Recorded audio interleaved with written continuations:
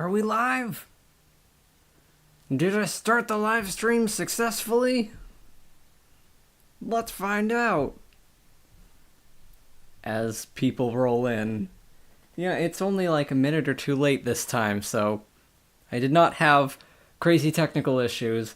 Just a dog who was really furious at a Roomba. Ooh, I was ready to start the stream a few minutes early, but no, she just had to freak out. She needed an emotional support human. Well, I want to make sure that this is working here. And we will start up some Master Dueling. And just wait for people to roll in for a moment. Working here. Oh.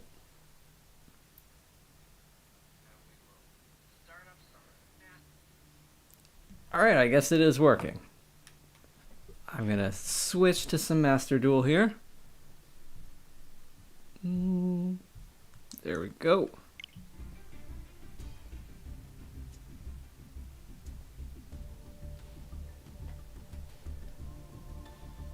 I don't think anyone's here yet, so we can give it a moment.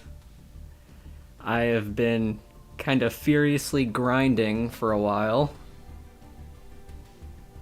trying to get up in the ranks, because I have not really played this since the Snake Eyes stuff came out, and I didn't play all that much beforehand, so my Master Duel decks are a little bit of a mess.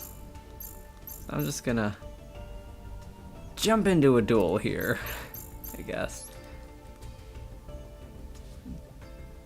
I don't think anyone is here.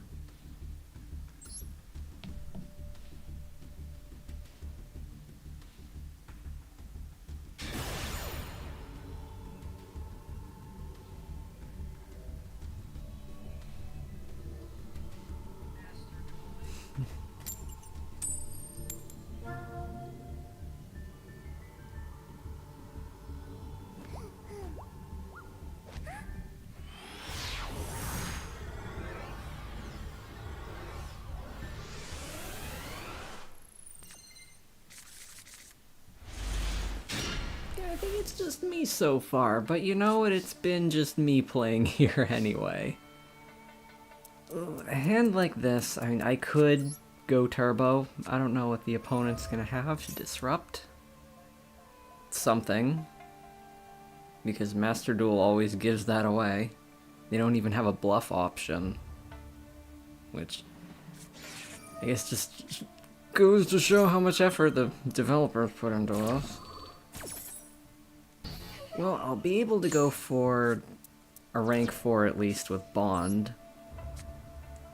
But it's not going to be an instant Colossus, because Master Duel does not yet have SP Little Knight, or that upcoming TCG exclusive Link 2, which can substitute for it. So I don't think there's any reliable way to get a turn 1 Colossus off of just Infernal Flame Banshee. You'd need to spare normal summon, but I don't think I can. I might just have to go for a Baguska Pass here, which is not super great. This deck is just something I threw together last night, because I don't play Master Duel super seriously. So I just threw in an Ash Blossom to stop Max C. This is kind of like an awkward blend between a control build and a turbo build, and also kind of before and after Colossus combos. So it's got a lot of weird things going on in it. But I think I can figure it out. I've been mostly using this halfway control build just because I don't feel like playing out the turbo combos over and over on Master Duel, because it takes ages. Ooh, Crump says we got good audio. Yes! I've got my big fancy microphone, and I spent way too much time yesterday. Yeah, I don't need to stop that. Yeah, oh yeah, I forgot I got Baguska stopping that. The search effect of Galaxy Soldier triggers after it hits the field, not part of the summon from hand effect. They may have been just trying to bait me there. Anyway, I spent a solid amount of time yesterday trying to figure out the streaming setup and make sure that I've got the good microphone going. No audio issues for me anymore.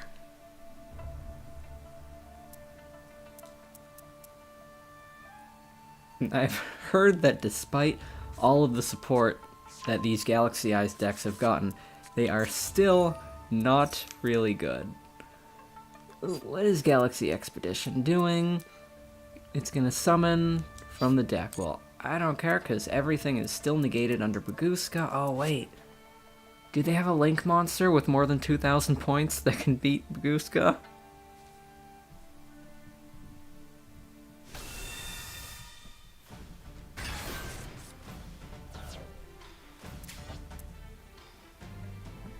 I guess I will find out. Nope, the opponent is summoning Galaxy Eyes from the hand.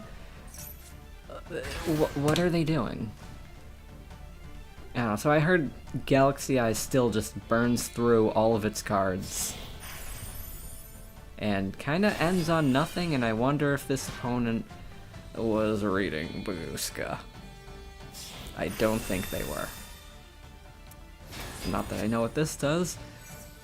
Start of your battle phase, it attacks a bunch of times. Well, you don't... Wait, it's in attack position. Hold on, I need to read. Battle phase, make 3 attacks, unaffected by your opponent's monster effect. Oh, okay.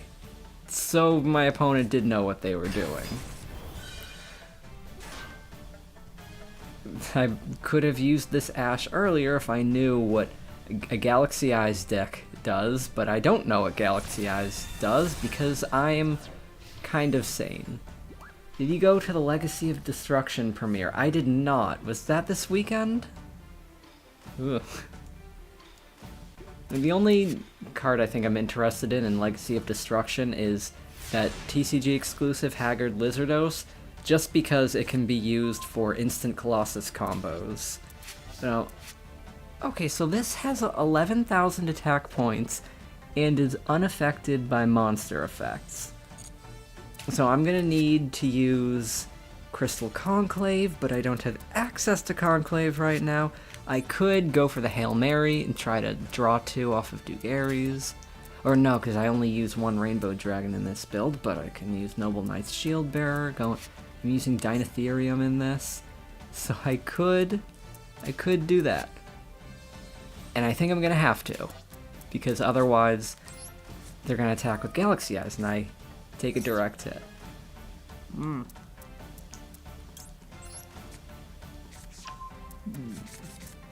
I have played around with those, like, Yugi's ceremonial duel cards with the Gold Sarcophagus of Light, but that is not a fun deck, because you either get the Sarcophagus of Light... Oh.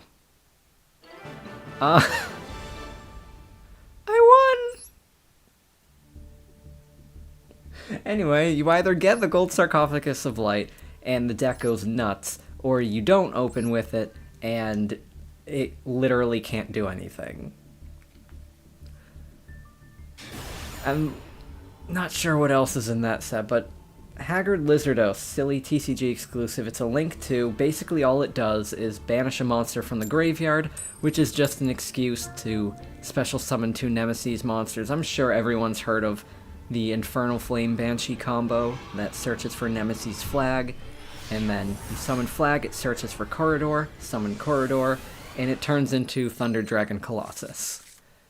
I'm kind of playing around with that here. I've figured out ways to do that combo without needing SP Little Knight or the Lizard Man thing, Link monster. But you need a spare summon. Okay. Opponent passes. I don't think this is a good opponent. Well, I'll just show you how quickly a Crystal Beast deck can win. This is often something I'll also do under Droll and Lockbird. I'll use my first search to get to this stuff, but anyway. All you need is Ruby plus Golden Rule, and you get 8,100 damage. And there's another trick you can do, in case the opponent has infinite impermanence. Which is that you activate Rainbow Ruins first, and then if the opponent tries to use infinite impermanence on the Ruby, well, in that moment, thanks to Golden Rule, you will have 3 crystals in the back row, so you'll be able to negate impermanence. Hello, Char! Thank you for appreciating my epic gamer setup that I spent way too much time yesterday putting together. You probably have no heckin' clue what's going on right now, because this is Yu-Gi-Oh!, but you're about to watch me win in one quick move. Because I'm using Golden Rule plus Crystal Beast Ruby Carbuncle. And that plays these 4 monsters all together. And they attack for 8,100 damage. The little Ruby makes it game.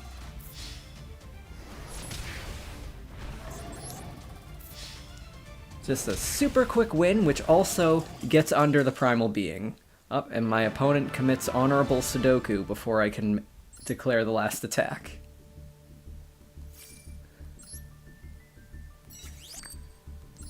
Well, on to the next duel with this silly Crystal Beast deck threw together very professionally.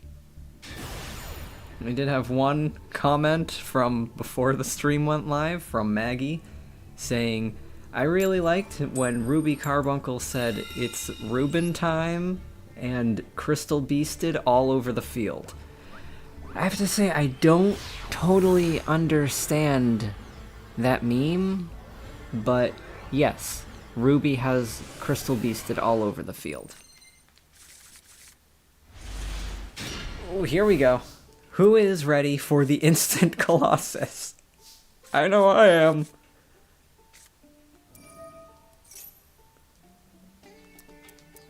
Well, if this Crystal Beast Rainbow Dragon gets negated, we're just gonna cry, because we've got Awakening and Corridor waiting to make use of its banishment.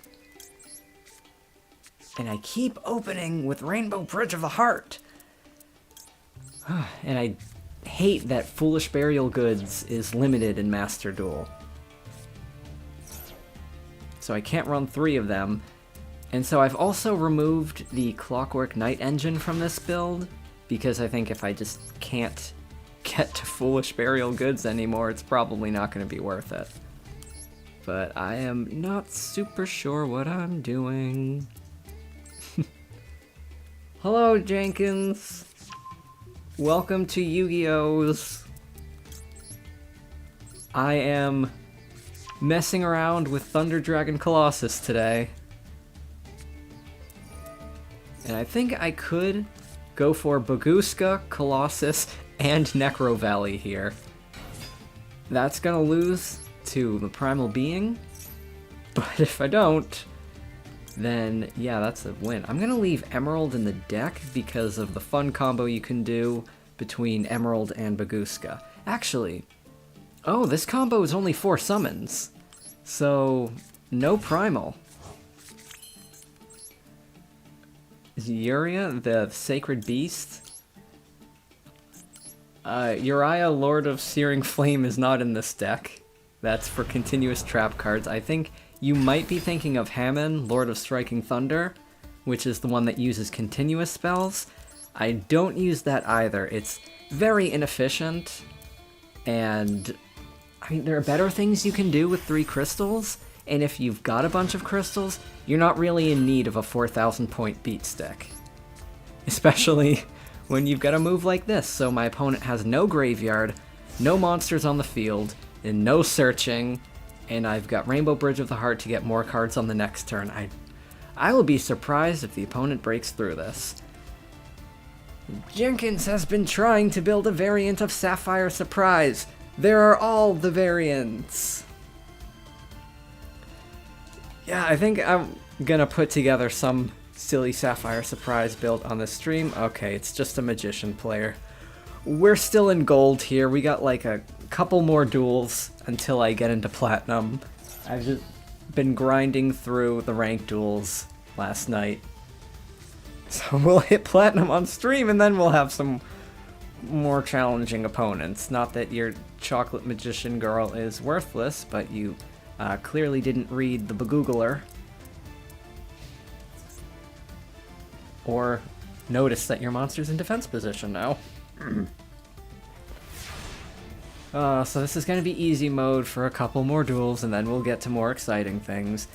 I'm using Shield Bearer in here as a way to get an extra banishment for the Nemesis, because there's no SP or Haggard Lizardos in Master Duel yet.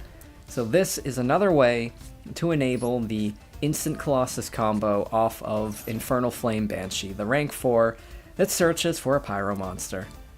And I also have Dynatherium, which can put one of my monsters on the opponent's field. If they take the bait, I can bounce my monster back to the hand with Rainbow Bridge of the Heart. So that's fun. But I'm gonna do, I think, a spicier combo here. Which is just hilarious. This is one of my favorite combos, which is Emerald Tortoise plus Baguska. See, the drawback of Baguska is that it's going to prevent your own monsters from attacking. But with Emerald Tortoise, you can attack with Baguska and then change it back to defense position. So I'm going to search out my Emerald Tortoise now. Crystallize whoever. I could bounce one of the traps, but the opponent also has Chocolate Magician Girl, which is going to mess with my attacks. Alright, so now I'm going to switch you to attack, switch you to attack.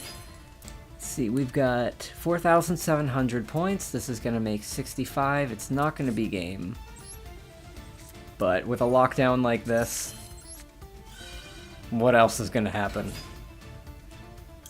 I'm not summoning emeralds here. I'll just wait until afterward. But that's not going to be an issue because I still have an extra normal summon off of Rainbow Bridge.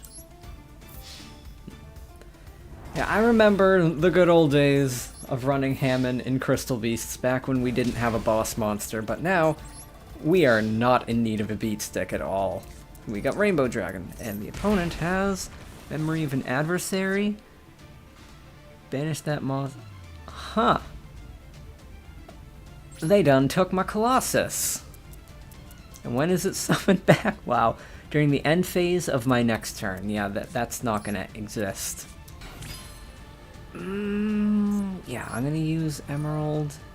Switch this. I'm thinking of going for Nightmare Phoenix. I think I will. I mean, I can't use the Rainbow Bridge of the Heart right now because I've got Necro Valley, which will... I mean, Rainbow Bridge of the... Blech. Rainbow Bridge of Salvation, that's the card. I can discard Salvation, but I can't use it right now because I've got Necro Valley in play, but that's fine. Let's get rid of this trap anyway. I didn't need those two Crystal Beasts around anymore. It was skill successor. Oh my goodness. Y'all, I gotta get out of gold. It's okay. I'm in gold 1 right now. I'm pretty sure. So, a couple more wins. And this gets more interesting. In the meantime, why not just chat about Crystal Beasts and the lovely things that Crystal Beasts do? Rainbow Dragon I will use even in a control build. It's so easy to just put a couple more Crystal Beasts in the deck. Especially when you've got the Nemesis now, so you can get away with running fewer crystals. You could even run 7 crystals exactly and only a single copy of Rainbow, because you could still use the Nemesis to put it back in the deck and get it again. So Rainbow Dragon is easier to summon than ever, and it's such a low opportunity cost to add such a ridiculously strong boss monster to your deck. This thing right here, I mean, if you can get this by adding just 2 more crystals to your main deck, it solves the main issue of a control-based Crystal Beast deck, which is that they're only picking off one opposing card at a time. If the opponent has a big field that you need to break through all at once, you just can't. Until you get Overdrive, and you get the instant win button no matter how many cards your opponent throws into the field. Yeah, so we'll just finish this up quickly. I'll switch Bagooska to attack position, then use Awakening to summon a Sapphire, and bounce whatever.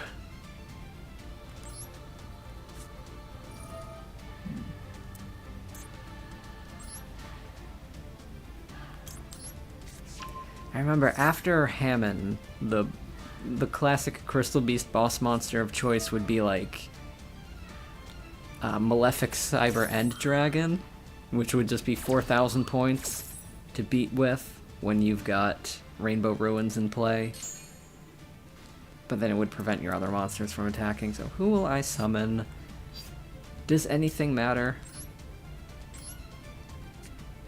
And the opponent can't use that Eternal Soul. So I just place a Crystal Beast from the deck, then Rainbow Bridge of the Heart will bounce the Chocolate Magician Girl, and we can move on with our lives. Sorry, Magician player, your deck is cool, I wish it was better. I'm gonna attack with Crystal Beast Bagooska, nope, Honorable Sudoku.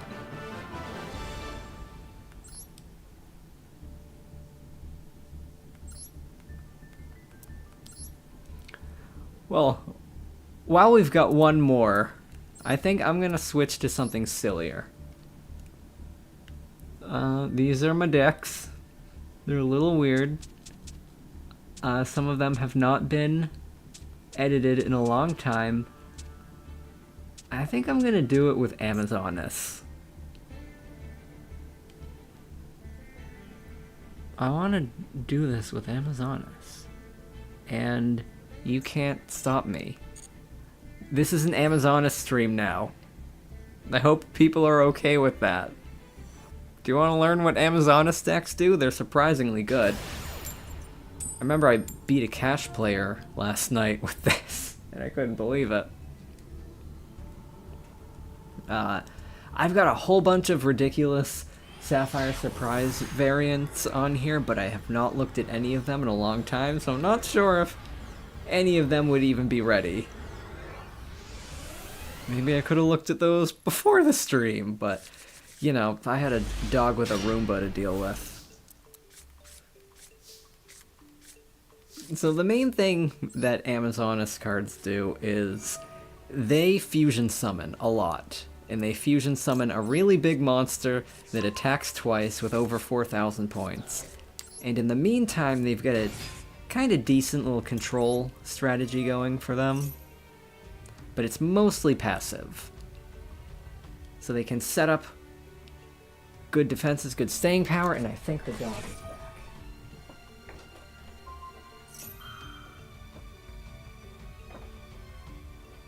I heard the dog.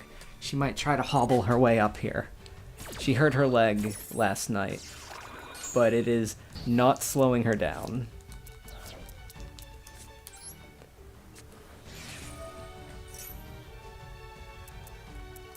Yeah, I got a Royal Rare Amazoness War Chief. So War Chief here is a free summon that searches for a spell. And a silly little combo you can do, I've got here, is you can search for Amazoness Village. I love control-based field spells. It's like their version of Rainbow Ruins in that way. And they've got a couple of random pendulums, which can scale themselves if you use them as fusion material. So you can play Amazoness Pet Liger, which can then destroy itself to summon something from the graveyard. And if an Amazoness monster is destroyed, then the village can summon a new one from the deck. And now this will give a power boost and destroy the opponent's spells and traps if an Amazoness monster battles. So who should I destroy? I think... What is it doing? It summons an Amazoness from the graveyard. It's not going to get me anything cool here. I think I can just go for the princess. Does anyone here even know what Amazoness monsters do? Oh wow, Ghost Bell. Didn't expect that. So this is a very passive board here. These cards will react if the opponent destroys them, but until then... Well, I still took 2 cards out of the opponent's hand, so... Unless they've got, like, I don't know, Mathmech Circular, which is still a thing on Master Duel. Let's see, I just wanted the silly win. Give me the silly Amazoness win so we get into Platinum. Come on, give me another, like, Chocolate Magician Girl player. Nope. Nope. Oh, very dead. We're very dead. This is a Cyber deck. This is going to be a very long wombo combo, everyone. What do you think? Do we surrender and move on to the next duel, or do we find out what the new Firewall cards do?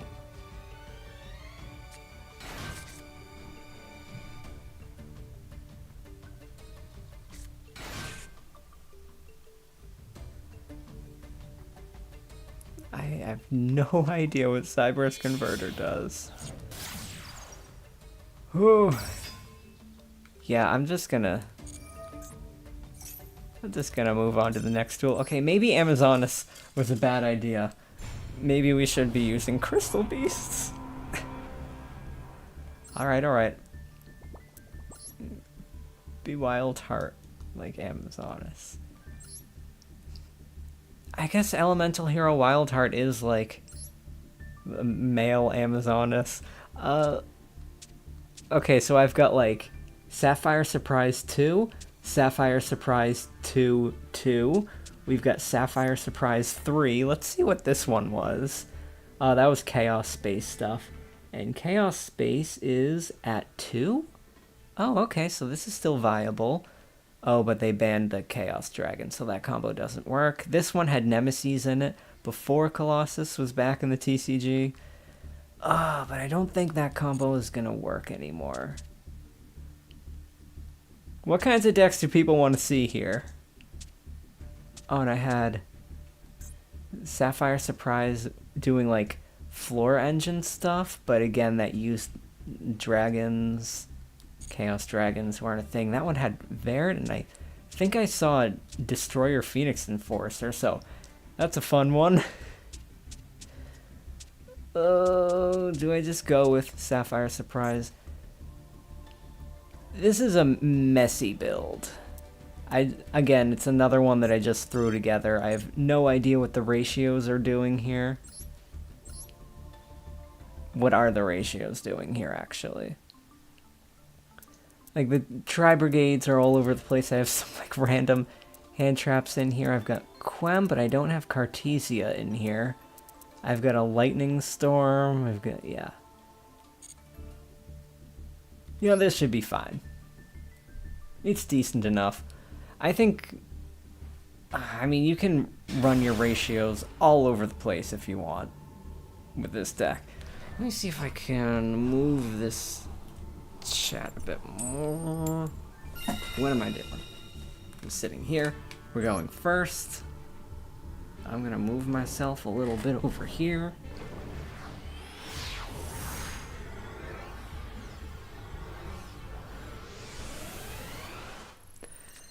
Alright, here is a Sapphire Surprise Wombo combo, hopefully. Actually, we got Fractal and no one else, so we can't do an elaborate Fractal combo unless we draw something good off of Shrouded here. That's the fun with this deck. You're always drawing cards mid-turn. Yeah, we can go full combo. Alright, let's do this. And if the opponent has infinite impermanence to negate my Karis, I've drawn Revolt anyway. So that can become insurance instead of dooming us. No, I do not want to use Ash Blossom on my own card, Master Duel. Konami Digital Entertainment, what are you doing? Why is that even an option? So use Fractal to load up the graveyard and discard the beast in hand. That'll be our 4th beast in the graveyard. Oh, I really should turn on positioning. Then you go into Shureg. What are we doing?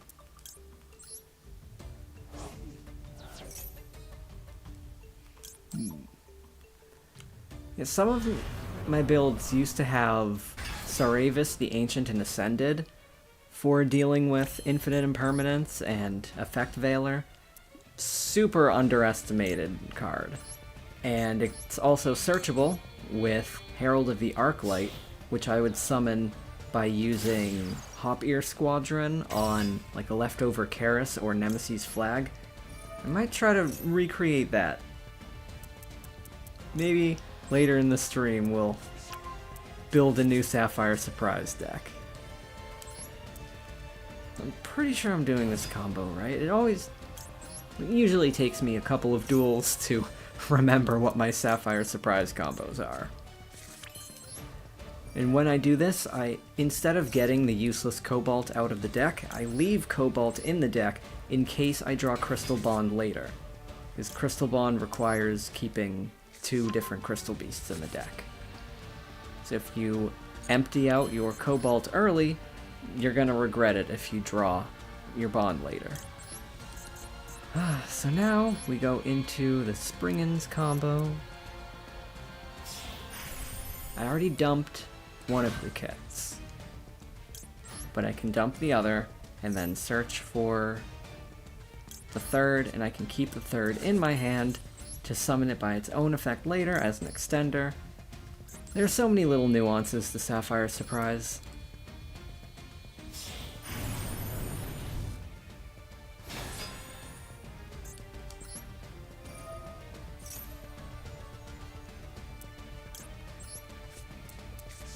I definitely want to make another build with Shield Bearer now. And searching for Hop Ear Squadron.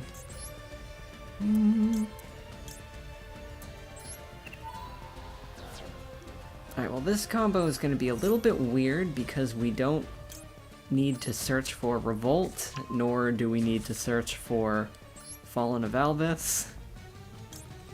So we've got some leeway. Oh, I don't get to keep the 3rd kit in hand because I banished one of them from that starting combo to get the initial Shureg, which got to the Crystal Beast, which got to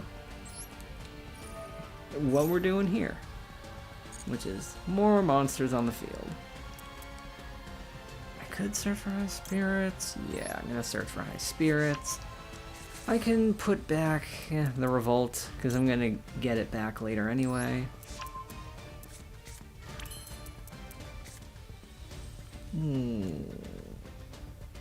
Well, I'm gonna want to use Bearbrum's effect to bring back Fractal. I think I might as well get High Spirits out of here.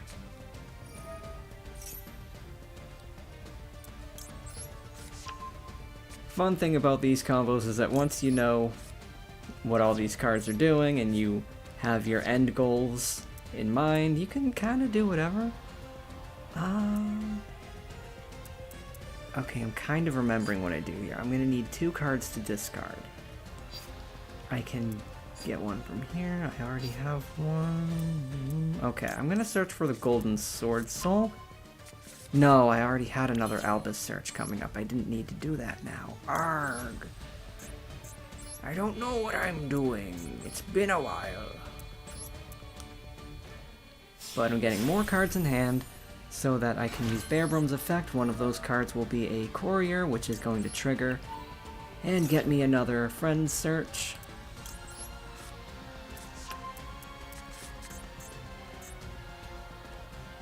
I don't need to use him. Or I guess I could have.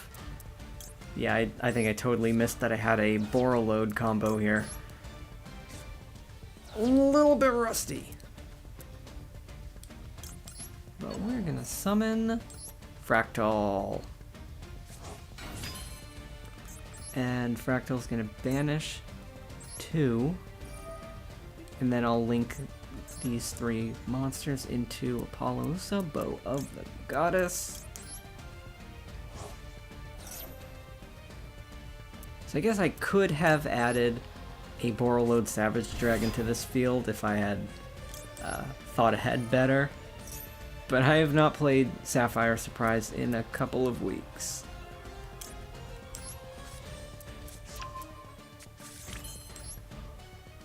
And anything else activating? Nope. Okay, so now we're gonna wrap it up with Bow of the Goddess. Huh, I made a pun, wrap it up with a bow. Huh, I used to do improv, you can tell. Well, now we're gonna have Revolt and Branded in Red, and thanks to the Golden Sword Soul, we'll also be able to prevent the opponent from attacking over Bow of the Goddess. So that's pretty good. We've got DDL instead of Savage Dragon, but I think it'll be okay.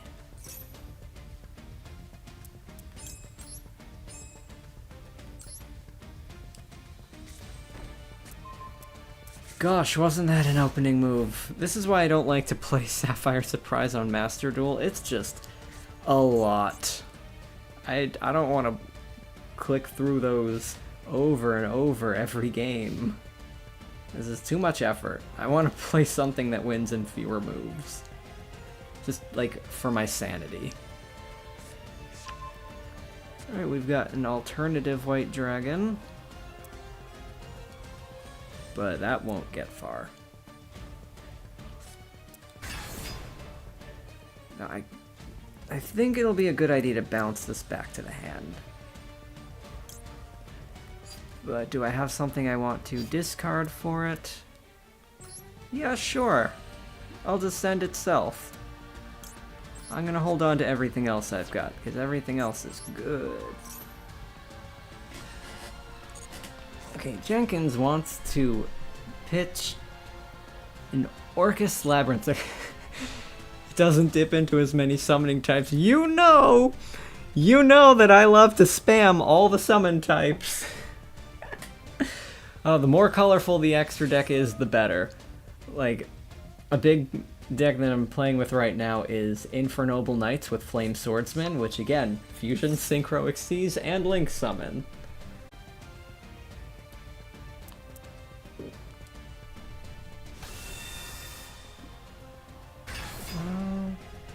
So it's a Labyrinth Core with minimal Orcust Engine and Diabell Star cards for consistency. Discard outlets, yeah. Okay, opponent's gonna try to Synchro Summon here. I'm gonna use Revolt to banish that White Stone of Legend. Hold on, your deck idea seems interesting. I just gotta do Revolt first. Also, I really hate resolving Revolt in Master Duel, because good lord does this take forever, having to manually summon each monster one at a time and then select them one at a time as link material, even though the effect already requires that they all be selected. There's no reason why Konami couldn't automate this whole card, but no, here we are. Banishing that tuner so it doesn't get into the graveyard. And I can also get a Nerval Search and chain block it with Kit, which will also help to empty out Tri-Brigade cards. So Orcust and Labyrinth. Well, back in the Toss format, I was a Salamangreat boy, so I did not play with Orcust. Though I am still very familiar with Orcust, of course. Yeah, I'm gonna get a courier. Orcust is... I'm surprised Orcust isn't doing more right now, because there's like nothing that deck can't do. I am not familiar at all with Labyrinth. No matter how many times I duel against Labyrinth decks, I still don't remember what any of their cards do, because they all have like long names that are really similar. They've got similar pictures. Everything about all the Labyrinth cards is nearly the same. And then the 2 boss monsters with piles of effects I'm not going to remember. Well, here we go. Trying to attack over Apollo. We've got the Golden Sword Soul, the best Sword Soul card! Well, I don't think I can help you build Orcust Labyrinth, because I've got no clue what Labyrinth cards do. Haven't gotten fusions into the deck. Well, I mean, if you can work in Instant Fusion and Millenniumize Restrict, or even Thousand Eyes Restrict, I think it still counts. Oh, I had activations off. Well.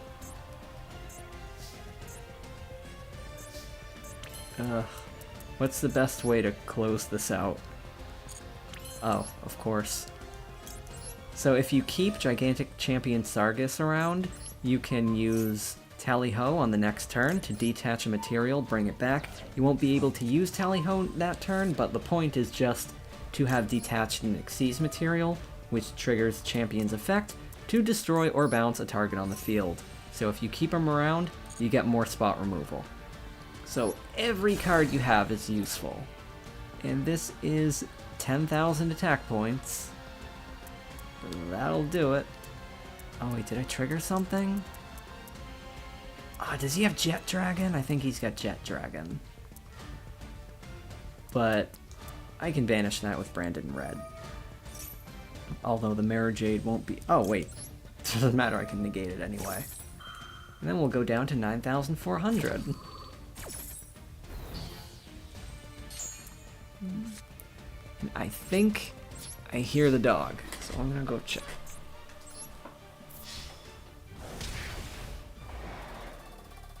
Nope.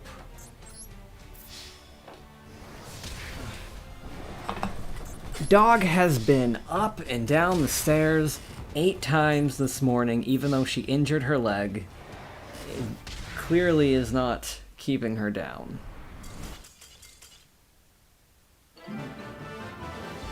Orcust Engine and Diabell Star are fully recyclable. Well, isn't Labyrinth, like, fully recyclable too? They recycle everything, and that's gotta be a fun deck. Oh no, I'm only in Gold 1 now? That wasn't the last duel. We have to keep going. 4 more times? I don't want to duel 4 more times! Ugh.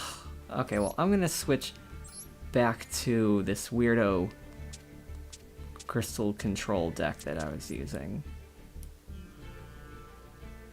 With its weird ratios. Something I want to try instead of Colossus is going back to Gallant Granite. Because you can use... Oh yeah, Instant Fusion is banned.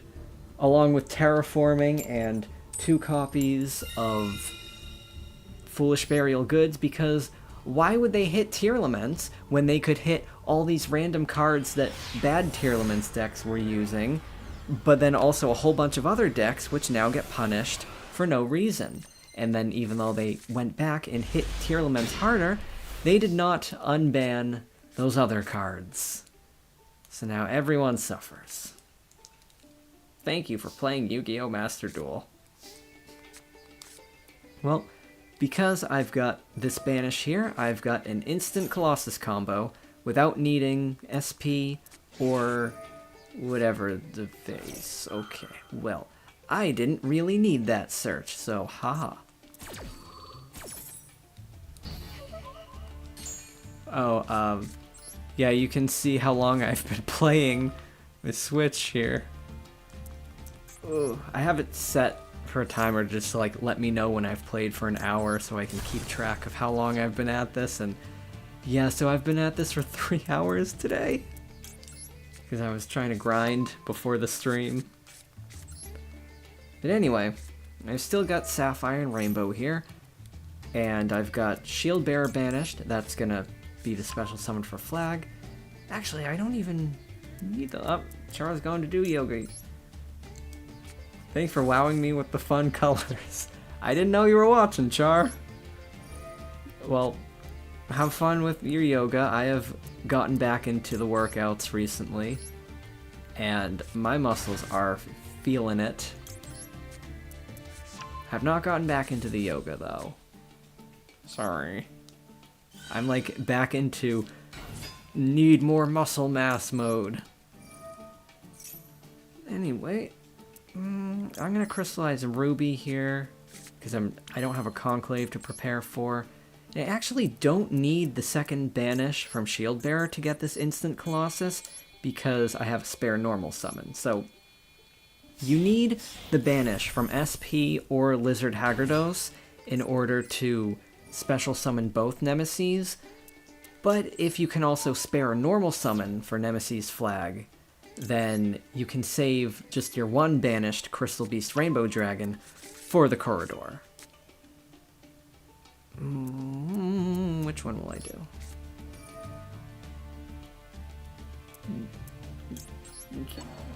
Chicken says you can't recycle the Labyrinth Trap card. Big welcome, so there's some caveats. Normal welcomes extra deck lock doesn't work with the deck. I didn't know it set an extra deck lock.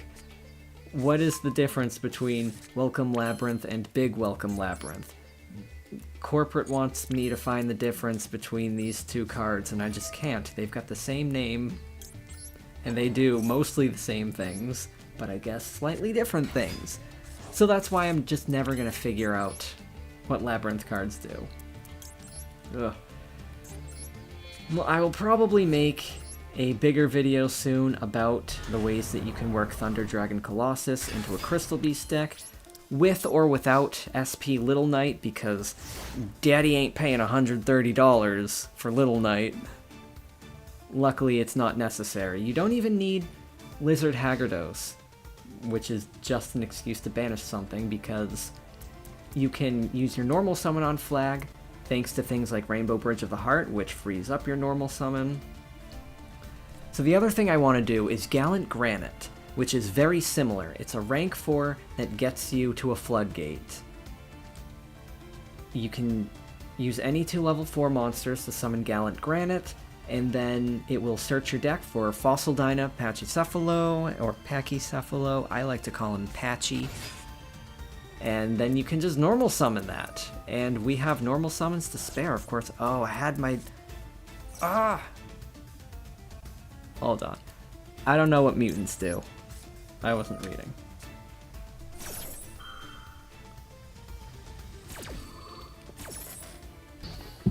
Well, anyway, the idea is that you can play Sapphire and 2 level 4s without needing to use up your normal summon. Use that normal summon on Patchy, and now your opponent is totally locked out of all special summons, which could be even harsher than locking them out of searching. I experimented with Gallant Granite before Golden Rule, but now that we do have Golden Rule is another way to get your level 4s out without needing the normal summon. Now, like, imagine going through a whole Overdrive combo and landing on Apollo and World Sea and Miracle and, like, Abyss Dweller, and then after all that, you normal summon Fossil Dyna Pachycephalo. There's just no way the opponent's going to break out of something like that. So I want to get it back in here. And ooh, we drew our one Foolish Burial Goods. Yes, Patchy does also lock the user out of special summons, but if you are doing that as part of a bigger combo, you can usually afford to do that. You can play it at the end of your combo, so you're going to have a whole bunch of monsters on the field. If 2 of those monsters are World Sea and Apollo, then during your battle phase, you can use World Sea Dragon's effect to destroy your own Pachycephalo, and then in main phase 2, continue doing whatever. Or you could also use Crystal Conclave, which I also use even in a turbo build sometimes. It depends on what I'm doing. Well, let's see what this virtual card does. It targets face card on the field, shuffle 2, banished. Yeah, you don't have that. Opponent's got nothing. I think this is going to be an easy win, even if they have draw.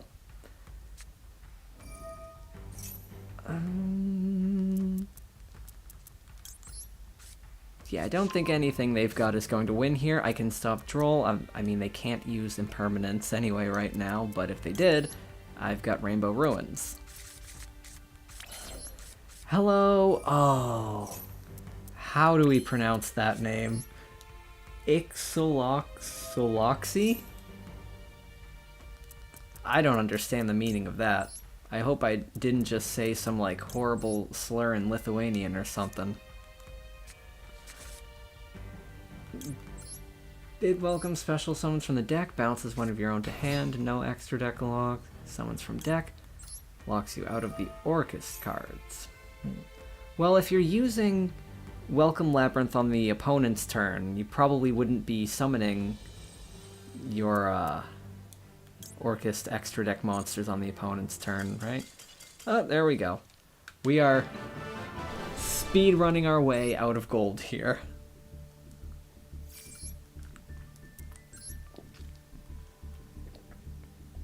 Now, okay, I think I'm gonna try to cram Gallant Granite in here. I want to do it. Oh, it's the same spelled forward as backwards. It's kind of like yesterday's date, which was 4/20/24. That was a palindrome too. I guess we'll have another palindrome date, like May 2025. It'll happen. I can't use my brain right now. I need Gallant Granite. Gallbladder Granite. I've got a Gallbladder of Granite. Oh, I don't have it. Hopefully it's the super. It's a super! We can craft it. Nope. Here. Okay, you go in, and then we need Patchy the Pirate. Oh, I do not like having to type without a touchscreen. Hello, Crow Scarecrow, seeing this stream being recommended. Wow, I'm recommended by 0 out of 10 doctors. I am adding some fun combos to this Crystal Beast deck. I want all the lockdowns. Let's add Patchy. Is there anything I should take out? Well, I have to take something out of the extra deck. I have not used Emerald, so yeet. Yeah, I'm just gonna run all the silly engines, and no one can stop me. Not even my mom? Well, I am ready for these patchy combos, although it would probably be more consistent if I was playing Revolution Synchron in this build. But then I gotta make room for Synchros. You know what? Why not? Why not put Revolution Synchron in here? I'm just gonna keep going throughout this stream, adding every Crystal Beast engine until this goes from being a humble control build to just a Psycho Turbo build. What do I have here? I could go for... yeah, this could be some totally crazy opener here. I've got an instant Saryuja Skulldread, but I want to get out of gold first, so I'm gonna do the quick, simple combo. I'm just gonna set up traps and use Golden Rule. Oh, yeah, I'm going for Patchy here. I'm doing it, y'all. I'm just gonna set up all the crystals. I'm gonna do it. I'm gonna put the Patchy combo in my deck and immediately open with it, backed up by 2 traps and Rainbow Bridge of the Heart. Oh, I love it.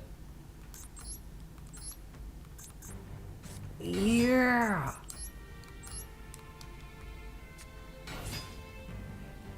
That will take me to 5 summons, but the 5th summon will be Patchy, so no rocks are allowed. Wait. Yes, I can't count.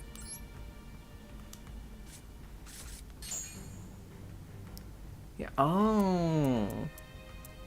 Trying to fake the nippy with that. I see. That's a fun combo. I mean, well, that's not really a combo. It's a fun fake out, but... I just hate how there's no bluff option in Master Duel. You can't pretend that you might possibly have anything. Oh wait, no, this is 5 summons now. I did that wrong. I shouldn't have cracked the rainbow.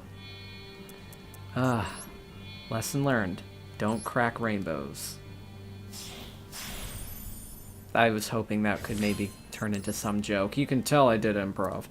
Well, seems they don't have a primal to drop right here. And I'm going for it. Oh, and we've got lockdown. And why not? Why not keep summoning after Patchy? There we go.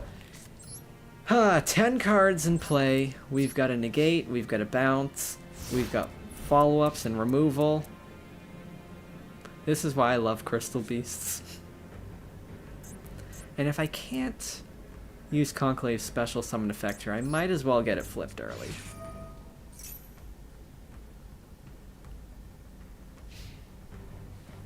I cannot be stopped. There is no Crystal Beast combo or tech too insane for O.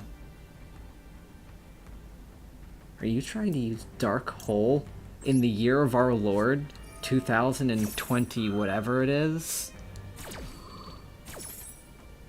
I disagree.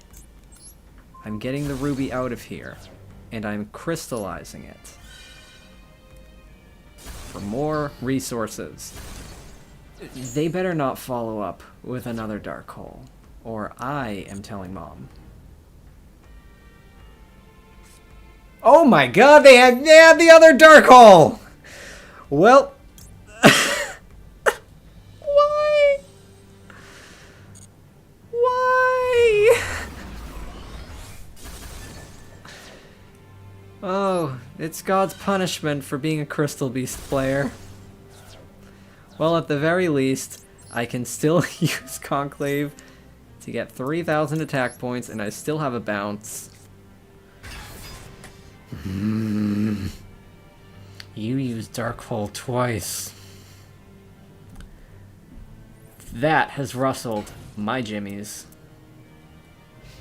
Okay, I've got this. Whatever that trap is, I'm bouncing it back to the hand, and then I will bounce the monster.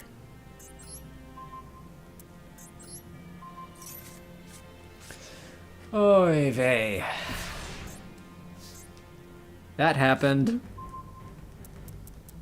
Welcome to Master Duel, where anything is possible.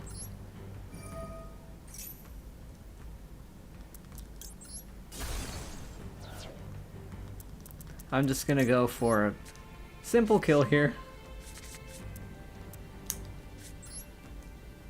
Oh, the stream was playing what happened half an hour ago? Were you just... like, did you pause the stream and come back later or something? Or was it glitched? Was there a glitch on my stream? I sure hope not. Let me get that ruby out.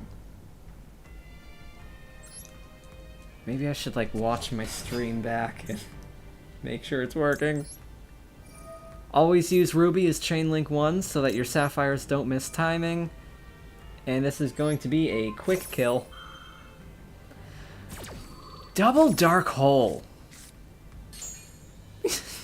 Like, my opponent deserved a better opening after that double Dark Hole.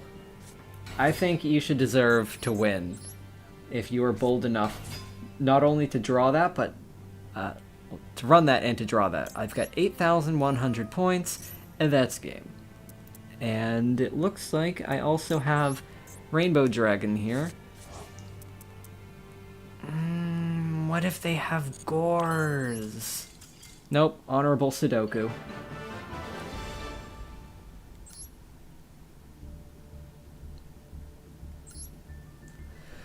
I think, is it one more? One more, and we're out of here.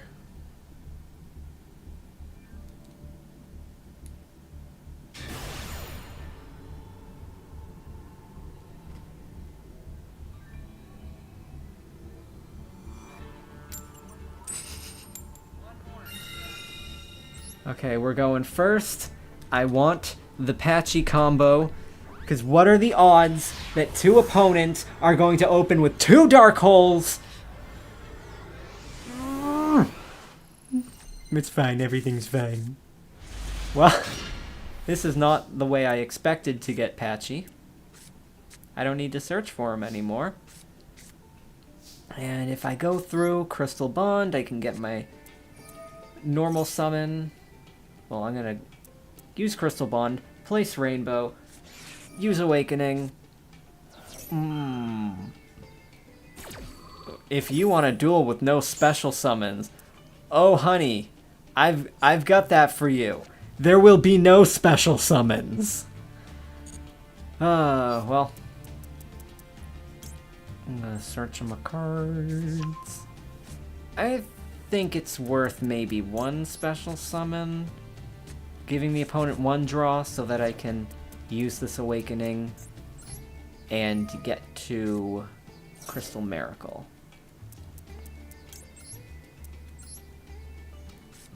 And maybe one more summon on top of that, maybe I can get to rank 4.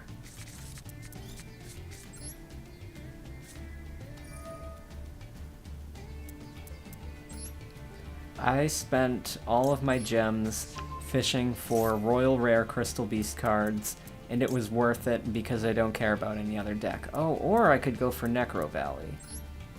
But you know what? I'm going for Rainbow Bridge to the Fart.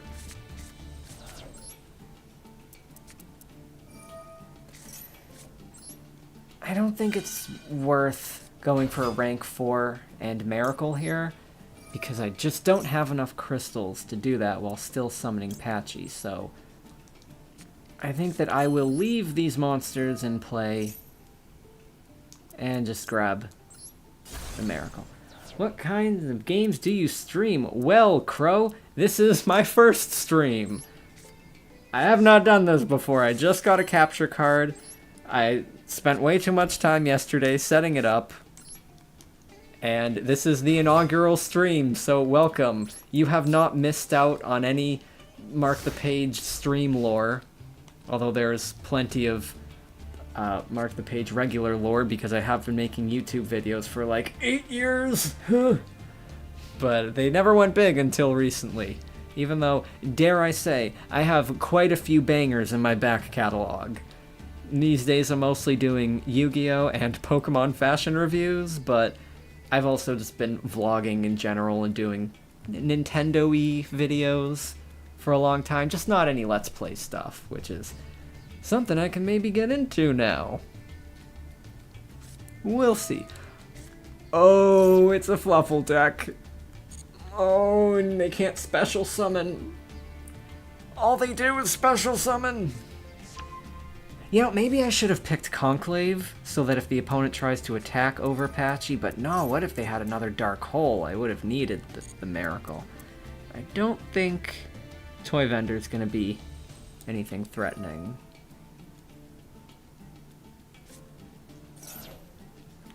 If this card is sent to the graveyard, add Edge Imp Sabers. Is that a monster with 1200? Oh. Well, I don't think Miracle could have gotten me away from that. I think this is getting the opponent to a way to attack over Patchy. Darn. I really didn't want to play into that Max C.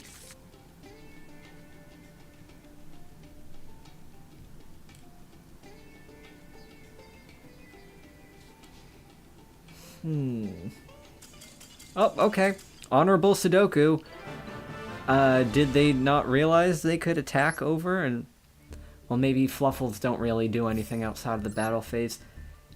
If only Terrence was here. We made it out of out of gold. I don't think we're gonna get out of platinum this stream. I'm not ready for a marathon. But, whew. We made it. And, not to brag, but there were not a whole lot of challenging opponents back there. I don't play Master Duel all that often, so it always looks like this, because I'm always climbing through silver and gold. Well, anyway. I think maybe we'll switch to Sapphire Surprise here. Crow Scarecrow, if you have not met me before, then prepare to witness the most absurd deck you have ever seen. It is called Sapphire Surprise because it plays Sapphire and the rest is a surprise for everyone. Oh, I hope I don't brick. That would be awkward.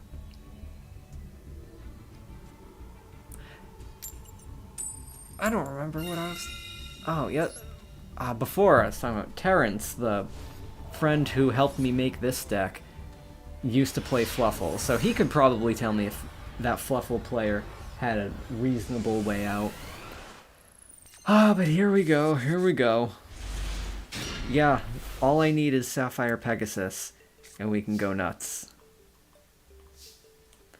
How many cards? I have 52 in this deck. I think this was mostly one of my TCG builds, and then I just threw in the Maxis and the Ash Blossoms, as one does in Master Duel. So you start with this. Oh yeah, use your Ash Blossom. You can't! Although, using Called by the Grave here does mean that my Ash Blossom will be negated on the opponent's next turn, but I've got plenty of excuses to return that Ash Blossom to the deck for a different draw. So that'll be fine. And I think we are just gonna go nuts here. Well, opening with just Sapphire and nothing else is not the best, but it still gets to a pretty decent hand. Because we are going to play off of these Springens cards here. Because obviously, don't all Crystal Beast decks end on Mirror Jade the Iceblade Dragon? First, we're going to use Merrymaker, which goes into Gigantic Champion Sargus. We're going to set up the graveyard, spit out a whole bunch of Springens monsters. And no, I do not want to chain Ash Blossom to my own card, which will also be negated. Master Duel. Ugh, what a digital dummy.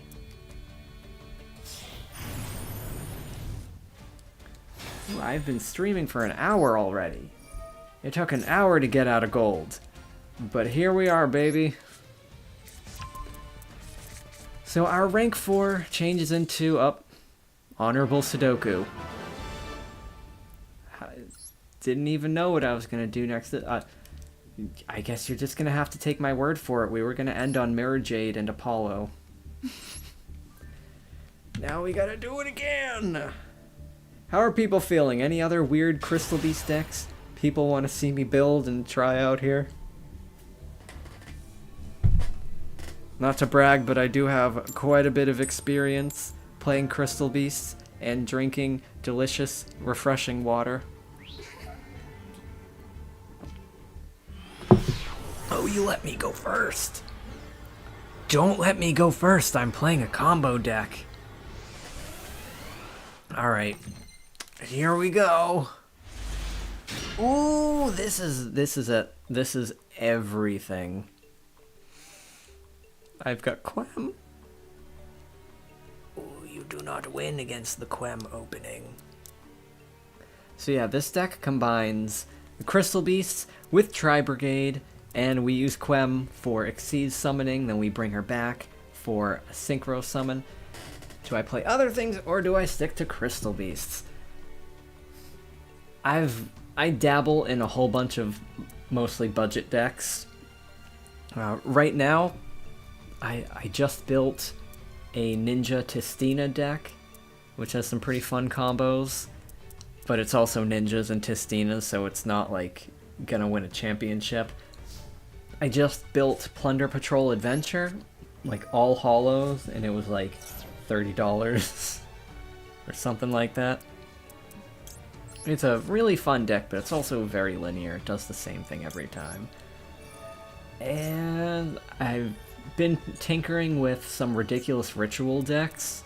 I might make a video on this one. It's the Shino Barons plus Incantations plus Dogmatica and Spirit stuff and because it's got incantations, you can also splash in literally any ritual monster, including Herald of Perfection, which works well with them. What can't you do?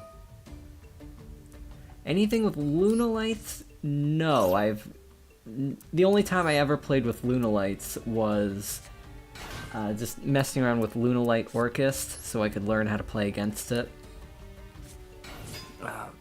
But my favorite deck after Crystal Beast is Noble Knights. I've got a... what am I doing here? I'm trying to remember. I send Ecclesia, and then I use Kara. So right now my favorite deck to play with besides Crystal Beast is Infernoble Knights plus Flame Swordsman. Flame Swordsman cards are nuts. You can use them, like, if you are on defense, Fighting Flame Swordsman searches for 2 trap cards which flip the opponent's monsters face down, and that'll be in addition to whatever your Infernoble Knight combos do. And if you're on the attack, then you can use Fighting Flame Swordsman to climb up to the Ultimate Flame Swordsman, which is a one-hit kill machine. And these will not cost any resources on top of what you're already doing. Therefore, it's hard to talk about those combos while also trying to remember how to do my Sapphire Surprise combos. So the Fighting Flame Swordsman stuff, you get either 2 trap cards or a ridiculous boss monster. And neither of these require any additional effort when you're playing them alongside the Infernoble Knights. So you get your Noble Knight combos, plus you get your Flame Swordsman stuff, which is a cheap way to, at the very least, bait out the opponent's negation. Oh, Crow, you gotta stick those Flame Swordsman cards in there. Also, a big thing about Noble Knights is that you need a whole bunch of equip cards to spare. When Fighting Flame Swordsman is sent to the graveyard, he sends Salamandra the Flying Flame Dragon, which has that Noble Knight effect of equipping from the graveyard to a monster you control. So it's a totally effortless way to get a free trigger on that Angelica. A free way to target Angelica, get her to banish, and there we go. In one of these duels, you'll get to see me do my Fusion Synchro Xyz and Link combos with this deck. Someday the opponent will stick around long enough. But in the meantime, I'm not going to complain. I'll take the win. Yes. Infernoble Knights. Very fun. We have a believer here. I am an original Noble Knight player. I've been playing them since they came out, since the drip feed of the British Knights and all of their terrible support that kept getting retconned.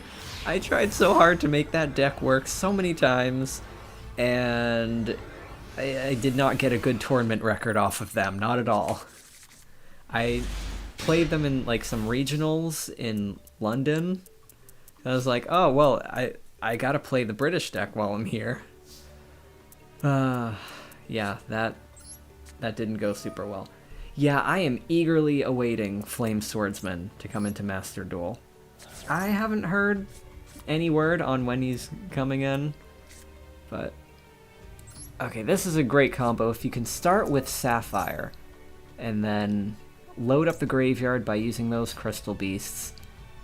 Well, I mean, part of that combo would have been to search for Mercurier, but I already have it.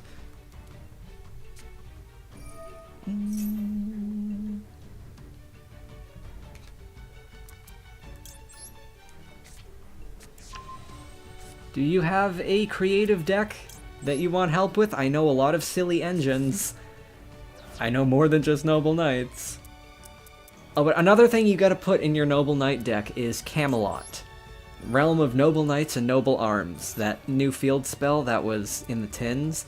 It is so good. I'm going to get Cobalt out of the deck here because I no longer have a Crystal Bond that I need to keep live. So Camelot is an amazing fixer. It's whatever you need it to be. And I don't need to normal summon Sapphire here. So I'm going to summon Ecclesia. And then I'm going to use Ecclesia's effect to summon the Golden Sword Soul. and you might just see farther down the line what the Golden Sword Soul will accomplish here, because I'm going to turn it into a Borreload Savage Dragon. Which I guess I could also do right now, but I don't have a Link monster in the graveyard. So I'll hold off on that for a moment. And we will use the Sword Soul to go into the Springens combo. And then use... Well, I guess I don't have to do the Springens combo, because I already have Branded High Spirits. There is a lot of improvising to be done with Sapphire Surprise, because these are a lot of weird engines that were not meant to be played together. There's a lot of searching, and a lot of alternative search targets, so if you already have the main thing you want to search for, you can definitely search for something else. The Springens combo here is going to load up the graveyard with beasts.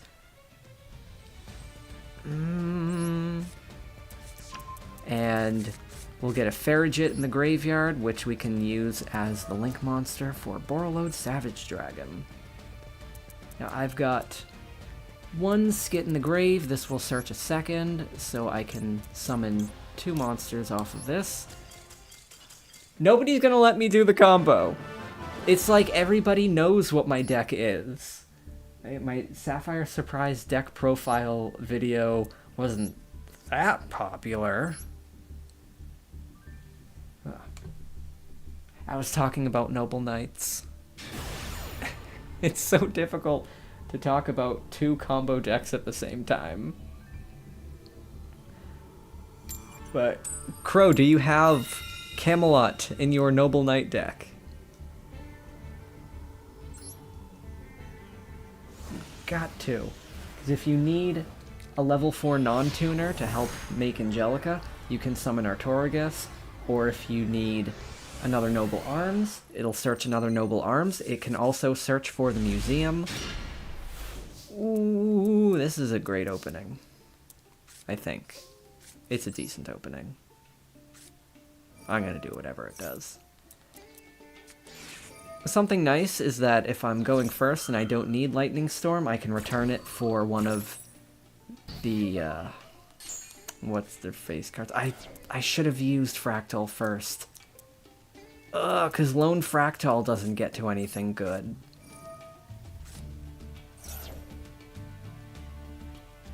I think I hear the dog. Whoop! I hope I didn't unplug anything. Oh, I did. Sorry, I just unplugged the game. Oof. I can fix it. I can fix it. Ow! I fell. I'm a mess. Hold on. Nope. All that for nothing. The dog is not here. What was I doing? I gotta set up for Branded High Spirits if I keep a beast in hand. Or I could just end on nothing. I don't want to end on nothing. But I could end on Nerval. I can't end on Nerval. Ooh. Alright, Alright, stream's working. I got the game back on. Alright, you only play in Master Duel because you don't want to spend much on the game. I feel that. I am a connoisseur of budget decks. I plan to make a whole bunch more budget deck profile videos. If I search for a beast, but I think I should search for Courier so I can have a winged beast to discard. This is not going to be a fantastic hand, but this is going to be 2 ways to get Marajade. So I should be able to handle whatever the opponent's got here. Well, 2 ways to summon Albus on the opponent's turn, so I think I'll survive. So Noble Knights, I don't know what they're going for this time of year, but there was a big exodus off of Noble Knight decks when Assault got banned, because people thought the deck was worthless now, but I think it is amazing. The Flame Swordsman cards just keep going down.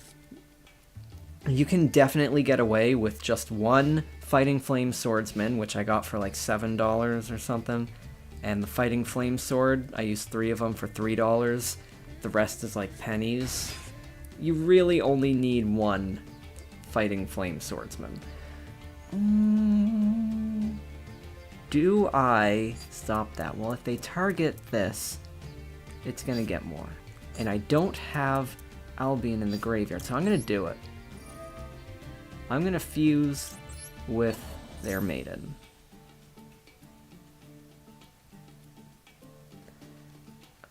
So yeah, the Flame Swordsman cards are very effective and very cheap. The most expensive card is Fighting Flame Swordsman, but you only need 1. Because that deck has so much search power. And Camelot is another card that's pennies. Oh no! We have been called by the grave. Shucks. And one of my ways to the fusion was not branded in red. Often I'll have branded in red, so if the opponent tries to use Called by the Grave, I can chain branded in red to get Albus out of there. Oh look, it's Called by the Grave. Alright. Oh. Renbrum is still in the graveyard. So if I get another Albus in the graveyard, I can use him again. He doesn't banish until resolution, and only resolves if it's got 2 targets. No point in attacking this, so I'm just gonna defend here. Oh, I should have started with the Fractal to bait the Ash Blossom, because a lone Fractal can't get to a good end board, usually. It only gets to this Quem thing. But a lone Crystal Beast does get to Apollo plus Mirror Jade. And that is a good opening move. Well, here we go. We can go nuts now. We've got Tenki. I don't think Shurag targets. So when I use Tenki here, I can safely banish that Maiden. I also have a Courier in the graveyard, so I can get Albus back in. I'm just gonna normal summon him. I've got enough beasts in grave. Ooh, and when I remove stuff from the graveyard, that's going to trigger Quem's effect. So can I leave someone in the graveyard for Quem to revive? I need to move my stupid face so I can see this. Nope. Alright, well, I don't need Quem's effect right now. I guess bye Renbrum, but I don't really need you anyway.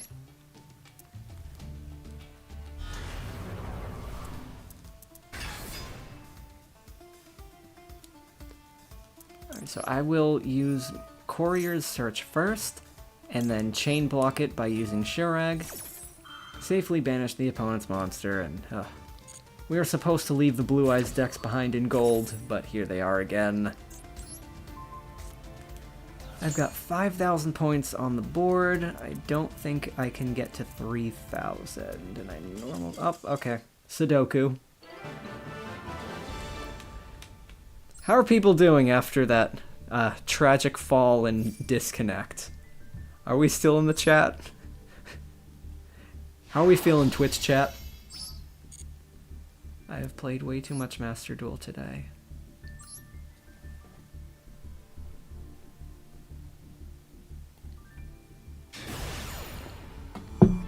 Ixoloxo, what was your creative deck you wanted help with? I want to talk about more weird decks. I'm gonna move myself a little bit. I just love talking about weird decks. I have built so many, like that Freaky Spirit mashup I've got.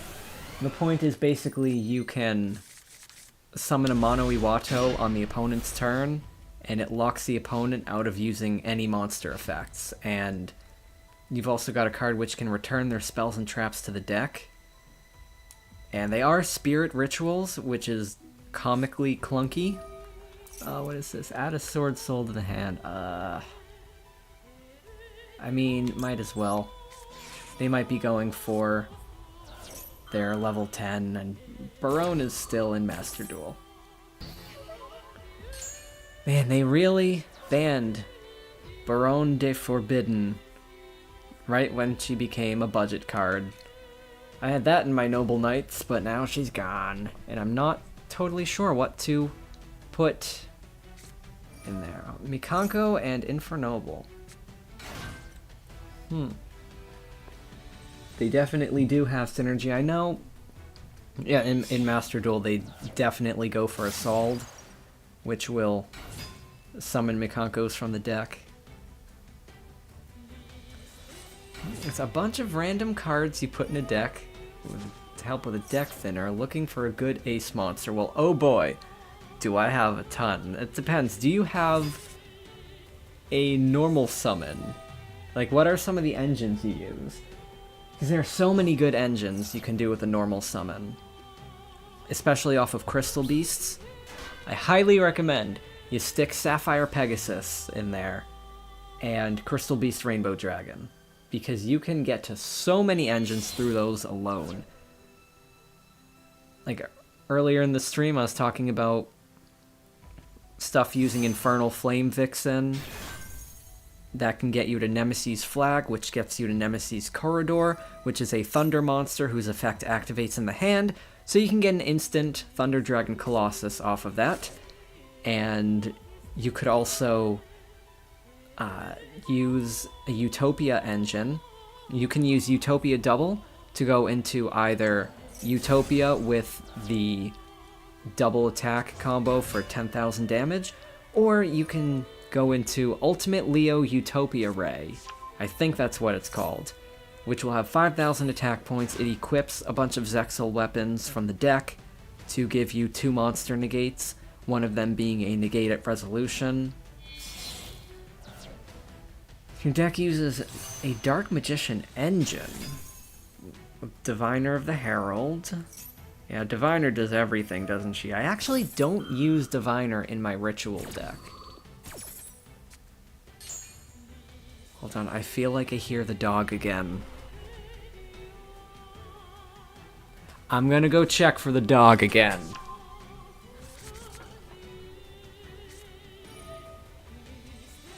Nope, she's just sneezing elsewhere.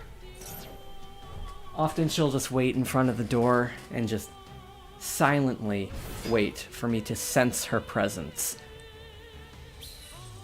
I'm curious if there's a way to make the original Noble Knights work. Oh, if there was a way to make the original Noble Knights work, I would know. I've got quite a history with Noble Knights.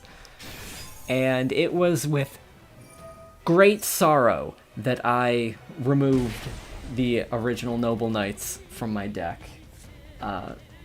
Type out the cards you have in chat. Yeah, what does this Dark Magician engine do that you're working on? So, I think the only really viable way to make the Noble Knights work right now, the original British Knights, is Camelot. That new field spell that they got. Hold on, so this is just an all-monster hand. Any monster I play is going to get negated by Shizhao, and anything else I do is going to get negated by Baronne. I don't think I can do it. I don't think I can do it. Yeah, so Camelot plus Artorgus is a great engine for Infernoble Knights because it can either get you to a Noble Arms, or the Museum, or a level 4 non-tuner. Also a way to get a monster on the field so that you can equip Durandal to something and use Durandal to search for a normal monster. Search for a normal summon. And since Camelot tags out for the round table, you can dump Roland from the deck during the end phase, which can still get you to Angelica's Angelic Ring, which people had been using Assault to get to, or wasting a search on Roland. But if you use Camelot, which changes to the round table for your end phase, you get that Roland for free. Alright, so we'll start with Tenki to bait out Ash Blossom. which Dr. Toboggan does not have. That's a name. What to do? I can like never remember if it's better to start with Sapphire or Fractal.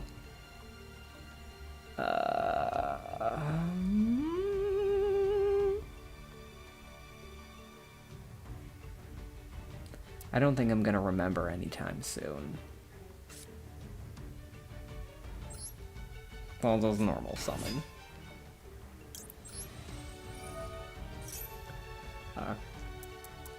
Crow mentioning Kunk. Is that woman who would do the absurd interviews? I heard about her recently. I have not seen any of her absurd interviews, so I don't really know. I'm taking the Royal Rare Rainbow Dark Dragon. Give me that. Well, it looks like the opponent has no interruption, so what I'm going to do here is I'm going to go through the Springin's engine to search for Branded High Spirits, which will get me to Mirror Jade. At the same time, I'm going to summon a bunch of beasts, and then use them to overlay for the Raid Raptor Xyz, who will search for Mercurier, and I'll use the Courier to discard for the Karis, which I'll get off of Fractal. This is going to be quite a combo, so get comfortable, everyone. You're about to see what Sapphire Surprise does. Unless, again, the opponent surrenders.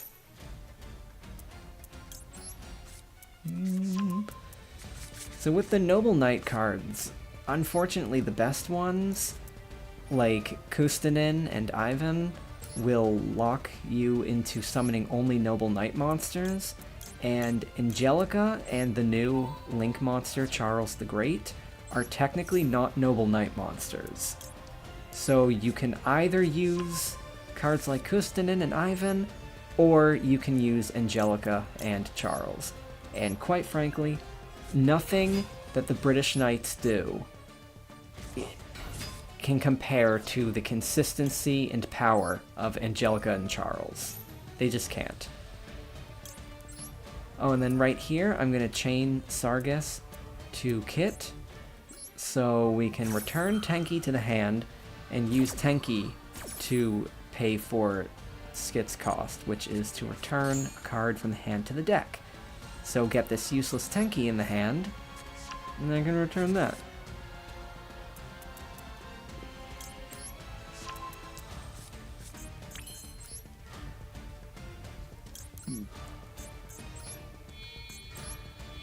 Yeah, so I'm real sad about those Noble Knights, because like it was really like, as the kids these days are saying, cope to play the British Knights alongside Infernoble Knights, but with the new Infernoble Knight support, that was the point where even I could no longer justify playing the British Knights, even for a casual build. They are just so much worse than the new Infernoble cards. What I was doing was using Assault to load up the graveyard with a bunch of Noble Arms, and then on the next turn, I would summon the rank 4 Arthur, and he would get a bunch of those swords back from the graveyard. Then I would use Excalibur to rank up to the rank 5 Arthur, who would equip a bunch more swords. They would get him to 4,000 attack points exactly, and then you could use Noble Arms Clarent to get Clarent to attack directly, and then use Outclair to attack twice. So you would be able to attack directly twice. Never mentioned any good ace monsters. I did. If you use Crystal Beast Rainbow Dragon and Crystal Beast Sapphire Pegasus, you get 2 level 4 monsters. And those 2 level 4 monsters can make Infernal Flame Vixen, which has a combo to go through Nemesis to get to Thunder Dragon Colossus. Or you can go through Utopia. After this duel, I'll type those cards in the chat for you, so you can look them up. So you can see the Sapphire Surprise combo is going. if anyone is new to my channel here, and you have not heard of the majesty of Sapphire Surprise, I've got like a 20-minute, almost 30-minute maybe, video on how to play this particular deck and how to navigate these combos, which I have been doing kind of brainlessly, so I'm not really sure where I am in the combos right now.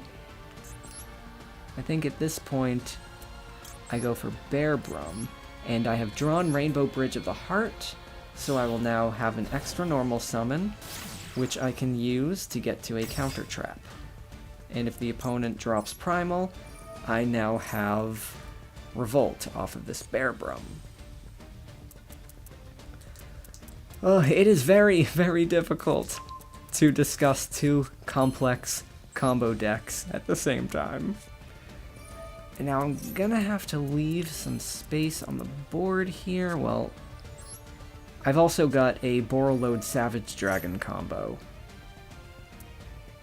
if I can figure that out. But I'm gonna have to leave 3 cards in the back row. No, I think I'm gonna have too many cards in back to do that combo. But that's gonna be okay because I will have a counter trap anyway. So if the opponent has a board breaking spell, I am prepared to negate it. Oh, yes, Oscar, we are cooking here. I've got a deck profile video on Sapphire Surprise that'll walk you through what the heck's going on here. But I'm gonna just add so many cards, so many combos, and we are not to— oh! I don't have Crystal Miracle in this build. I don't get my counter trap. Which means I just filled up my spell and trap zones for nothing. I won't be able to use Borreload now. Well, I definitely won't be needing this 3 stupid options. I'm going to keep the Golden Sword Soul in hand so that I can use it to block an attack against Apollousa. I gotta get Miracle back in this build. Well, this is gonna wrap up my turn here. I'm gonna summon double Dragon Lords, and then for the finishing move, we make Apollousa Bow of the Goddess. That's gonna also trigger Bear Brum's effect, so we get Revolt. And then during the end phase, we sent Albion the Branded Dragon to the graveyard about 50 steps ago. So that's gonna get us Branded in red, and we also got Fallen of Albus in the graveyard a long time ago. So we'll have either Guardian Chimera or Mirror Jade to add to all of this. And I also sent Incredible Ecclesia the Virtuous to the graveyard, so she's going to come back to my hand as well. Well, this is the first time an opponent let me go through the entire combo without committing Sudoku. Oh no! My arch nemesis, the time limit. Yeah, nothing counters Sapphire Surprise quite like the time limit. It is getting toasty in here. I'm gonna pop a window. Woo, nice cool day. Upstart Goblin. Okay. The combo is in my heart, absolutely. Play Solitaire enough times, and yes, you will get Yugi Vision, but only if you know what's in your deck. Otherwise, whoops. Alright, so you're summoning Diabell Star. Check it out, check it out. Opponent's gonna try to attack over Apollo, and then we chain the best Sword Soul card! The Golden Sword Soul! Which negates her attack. So now, the opponent has just wasted their battle phase, and yep, that does it. No battle phase, no out. That's how it's done.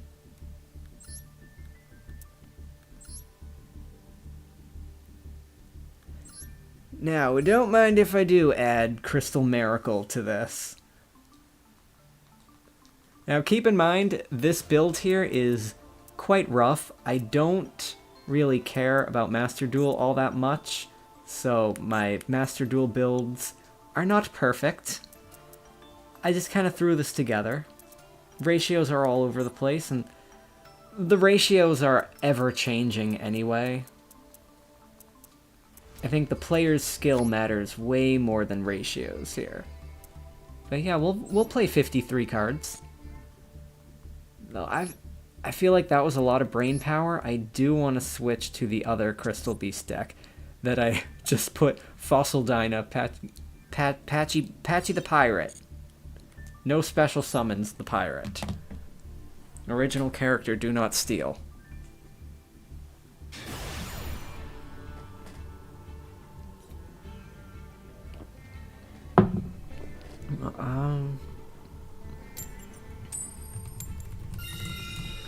Oh.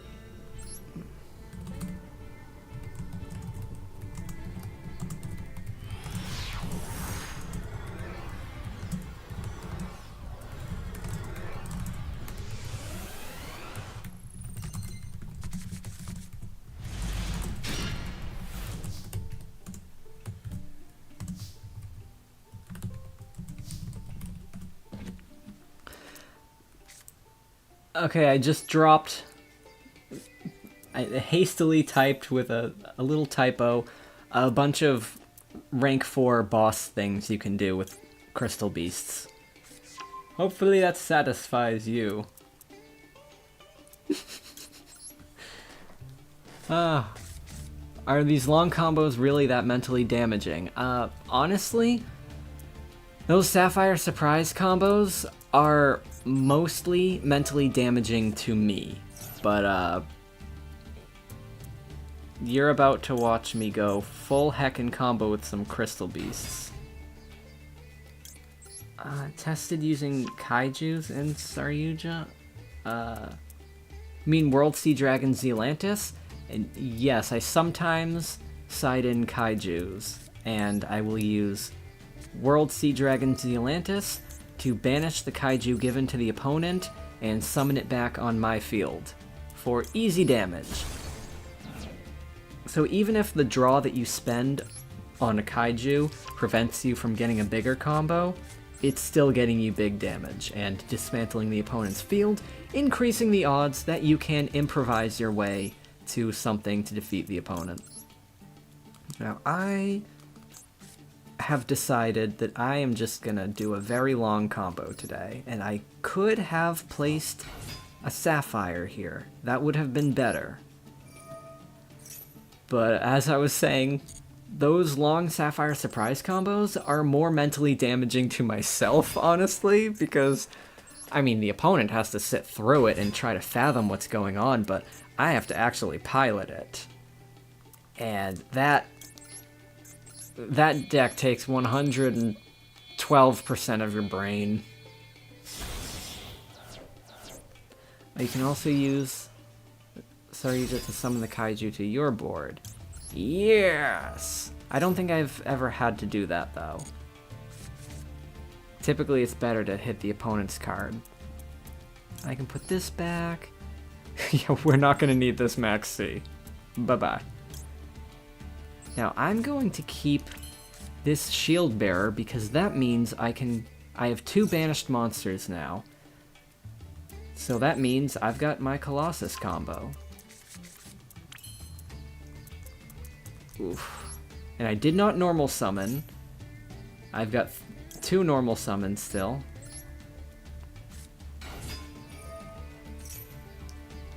Oh yes, the Gamma Seal negate stuff.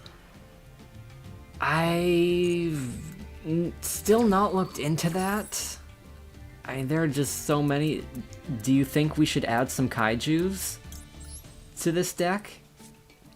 It's gonna be more difficult in Master Duel because Foolish Burial Goods is limited, so you cannot get to salvation as consistently, so field-related gimmicks aren't as good. Also, terraforming is banned. Ugh. Well, this is going to be a long, long combo, and I've already got Rainbow Dragon live. That's nice. I don't have the Valence Worlds in this build, so I can't get rid of that Rainbow Bridge of the Heart. Oh well. Where we're going, we won't need it just yet. Yeah. Yeah, I'm gonna do it. Well, one of the nice things is that as long as you play 7 colors, a control build is capable of a lot of the same things as a turbo build, and vice versa. The main difference between a turbo Crystal Beast deck and a control Crystal Beast deck is mainly in the ratios and just how you choose to pilot the deck. Like, with this opening hand, I could have gone for, like, the classic Baguska, Necro Valley, Crystal Miracle, or you can go for all this. Really, you can do whatever the heck you want. And I am setting up here to eventually summon Ruby. But first, oh, this will be fun. So I'm going to use my 2 level 4s to search out the Nemesis. And because I already have a second monster banished, I don't need, and I wouldn't have to, need anything like SP Little Knight to get that extra banish. I can use Nemesis Flag and the Infernal Flame Banshee to link into the Sheep, and then I can use the Sheep off of Rainbow Dragon or just Thunder Dragon Colossus, huh? Well, I'm gonna save Colossus for last anyway. I've got multiple ways to trigger the Sheep here. And the opponent has not surrendered yet, so I guess I have to keep going. And it looks like this can also end on Rainbow Ruins to negate the opponent's spells and traps. That's nice. Rainbow! I think this is the first Rainbow Dragon summon on this stream, because everyone has surrendered before they taste the rainbow.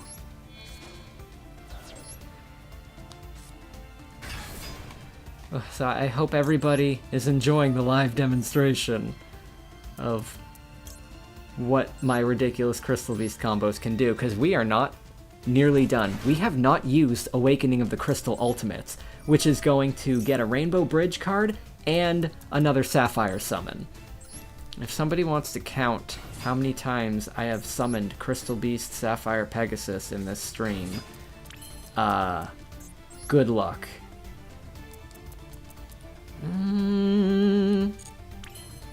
Do I have another normal summon?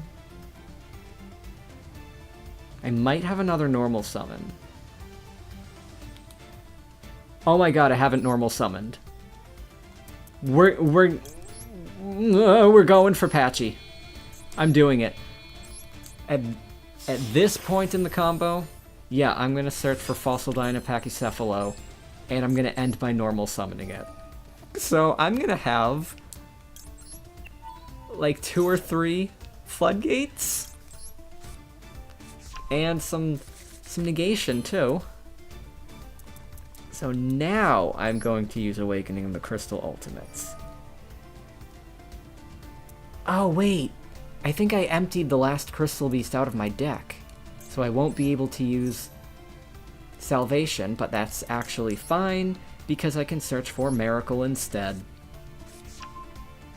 Yeah, the ratios in this deck are... No, I did still have a Crystal Beast in my deck. Whoops. Yeah, I'm not sure what ratios I have in this build. And I'm also trying to explain things while playing it. Oh, gosh. We ain't done yet. Yeah, just crystallize anything. And now we go for Bow of the Goddess. If I had gone for Rainbow Ruins, I could have had 2 more spell or trap negates, but now I'm only gonna have 1, but you know what? I can add a 4th Apollo negate to this. Beautiful. Also, because Apollo is now co-linked to World Sea Dragon Zealantis, if my opponent enters the battle phase, I can destroy 2 cards on the field, which means they cannot attack over Patchy. And they can't try to pop it with a spell. And don't forget, we also have Colossus. Oh, please don't surrender. Please let me complete this board. Oh boy, oh boy. Okay, we only have 1 spell negate with all this, but nah, good enough. And for the coup de grace, we drop Patchy. And so, with this board, you know, I could have gone for Baguska and Necro Valley, or I've got 4 monster negates and then an Omni negate, no searching, no special summoning, no battle phase. And on my next turn, I get to drop Ultimate Crystal Rainbow Dragon Overdrive. What do you think?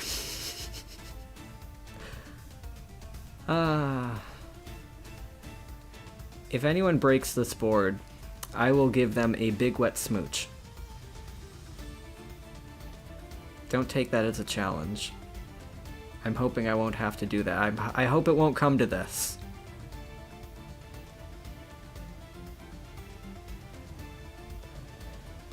Yeah, Sapphire Surprise, Oscar, was like a year or more in the making. And it took a lot of experimenting, a lot of testing. The point is just play all the cards. If you've got an interesting engine, throw it in. And just keep throwing in every card that looks remotely interesting. Solitaire it for a while, and you'll get something fun. What is this? Super Heavy Samurai. Oh. Oh. That's not going to work. You can't attack Patchy. Oh, you're about to have a bad time. Whether it's the Golden Sword Soul or World Sea Dragon Zealantis, stopping attacks is still relevant.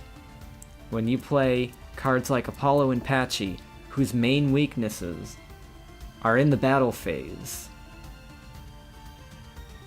And another part of it is that your opponent is going to set up their turn assuming that when they get to the battle phase, they will take out your monster. So, not only do you foil that attack, but your opponent has also gone for a suboptimal play, trying to set up combos which now will not work, so they've wasted more of their cards. That is the power of attack negation. Oh, and we got a 100 grade. A+, everybody. PhDs in dueling for everyone. I wonder if I've racked up any good gems. No, Duel Pass is maxed out. Well, we got some gems here. Did I get any missions? I completed 1 mission. I need a break from the dueling. Yeah, maybe it's like emotionally traumatizing for my opponents to sit through those combos, but I have to do the thinking. And I can only think so much in a day. I've been streaming for almost 2 hours. That's fun. I have not completed a duel pass in a very long time. Oh. So we're gonna try some Kaijus now? Alright, let's get my stream CBs. Whew. So, what do we run in this Kaiju engine? Oscar, what do you recommend? I know we're gonna need a lighthouse.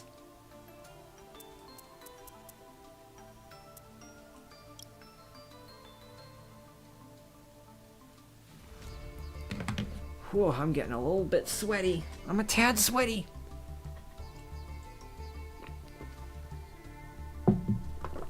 Ooh.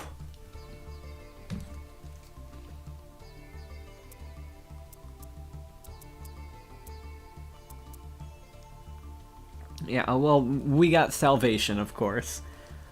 I'm gonna add this. Do we not want, like, a second Kaiju somewhere?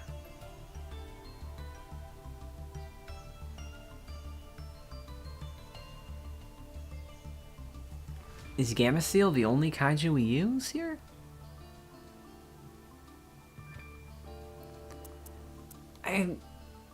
I'm really conflicted about Gamma Seal because this is a quick effect that negates cards. If you give Gamma Seal to your opponent, you won't be able to use World Sea Dragon Zealantis to take it back. If you give Gamma Seal to the opponent, you are giving your opponent an Omni Negate.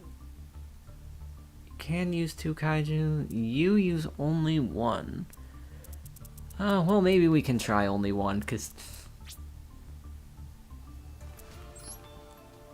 So do you just never give the opponent Gamma Seal? Because then your lighthouse here will... Or what is it? Kyoto Waterfront? Because the opponent can use these Kaiju counters. I don't like that, but okay, we'll try it out. I do like Patchy more. Yeah, well, I want to give the opponent a Kaiju. What's the fun of playing Kaijus if you can't drop them on your opponent? Well, we'll try this. Ooh, we'll try it. This is becoming a fun amalgamation of every silly Crystal Beast engine I haven't tried yet or haven't used in a long time. And that, I think, is a good time. Alright, we get to go first again. That's been fun as a combo player. Yes, I will go first, thank you.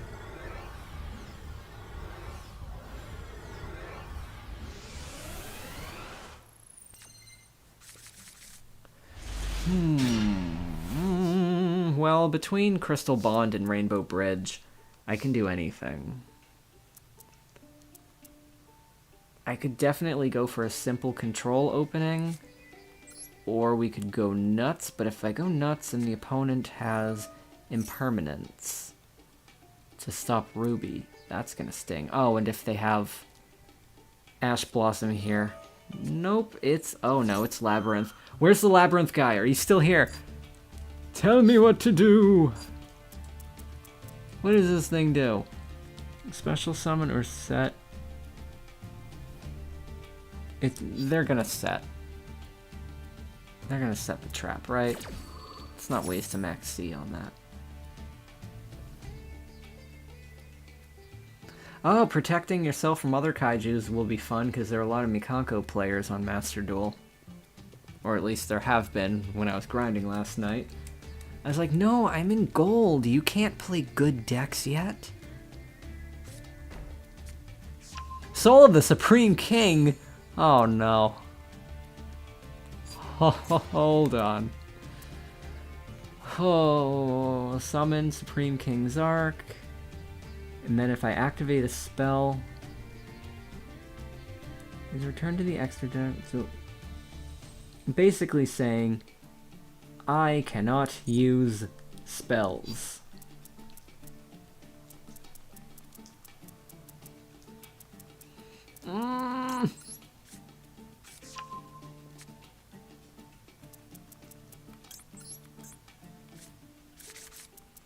Well, if they don't... Okay, they didn't activate it here, so I can still use Rainbow Bridge. Should have activated that on Resolution, Labyrinth player. You should know those silly combos. And I don't want 2 maxis, so I'm just gonna burn 1 here. Make it an Upstart Goblin.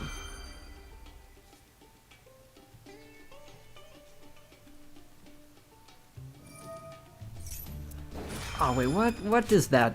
Ah. If I respond to a trap, You can special summon her and she's got 25 defense. Ugh. Well, that's still a special summon? No, it summons before Max C resolves! And that's not a good draw. Well, so I cannot use spells here, and Crystal Beast Rainbow Dragon counts as a spell. Wait, what? Oh, it's activates, but it's negated. That's not the trap activating. I cannot use Rainbow Dragon, but I can still get 2 level 4s by using Dynatherium. Very fun card, alternate search target for Noble Knight's Shield Bearer. I'll load up the back row here. Now what rank 4 is going to get me out of this mess? I think I'm going to go for the Begoogler. Because Labyrinth does some monster stuff. At the very least, he should buy me an extra turn, right? And if they've got a way around him, I've got Crystal Miracle. I think that's gonna be the safest thing I can do here. This is one of the nice things about running a combo control mix. You can freely pivot between combo stuff and control stuff. See, I was starting with combo stuff, but then my opponent had disruption, so I pivot to control, and now I've got Baguska and Miracle. I do love versatile decks.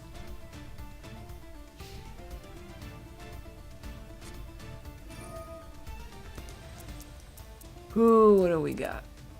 Ooh, Ultimate Slayer. Trying to get rid of my card, but I can protect it.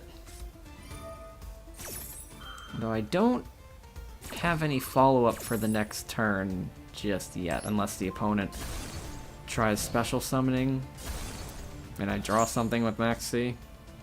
But we've got a couple of turns on Baguska. Hopefully, I'll survive this.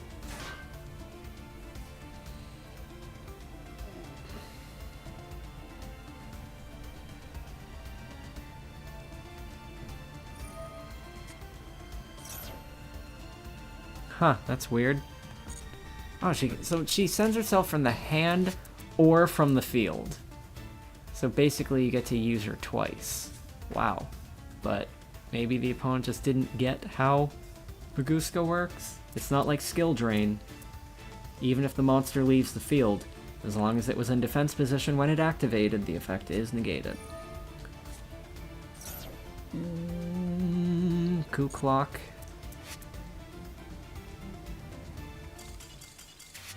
And Seppuku. Sudoku. Honorable Sudoku. Okay, dog is here. I think.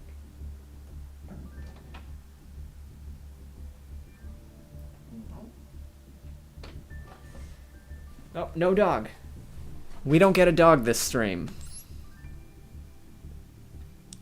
Okay. Maybe I have to keep going until I get your Kaiju combo. And then maybe I will become a Kaiju believer.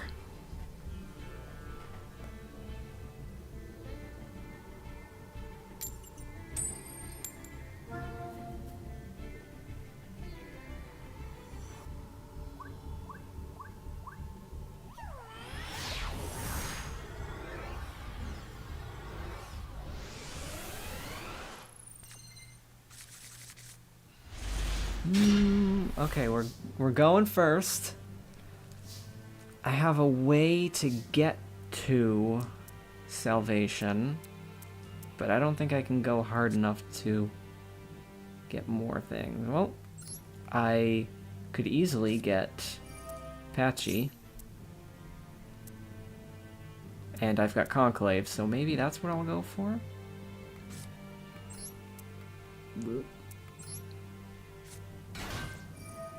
I want to see my opponent waste infinite impermanence not reading what this does. It happened once, but that was back in the gold ranks.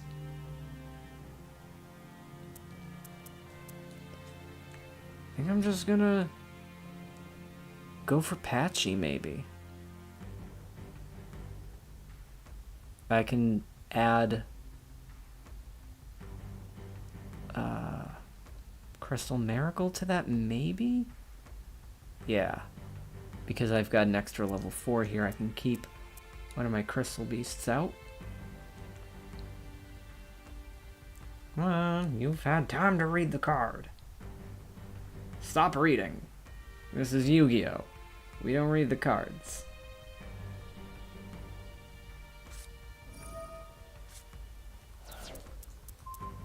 What?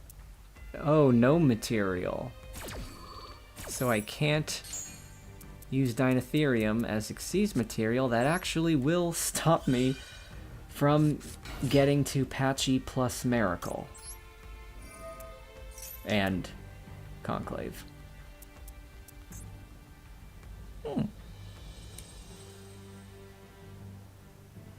Well, we can always pivot into a bazillion other silly options. I could also just go for Baguska. I think that's going to be the play here. They might have Maxi. Yeah, they always got the Maxi. But a simple control opening will get me through this.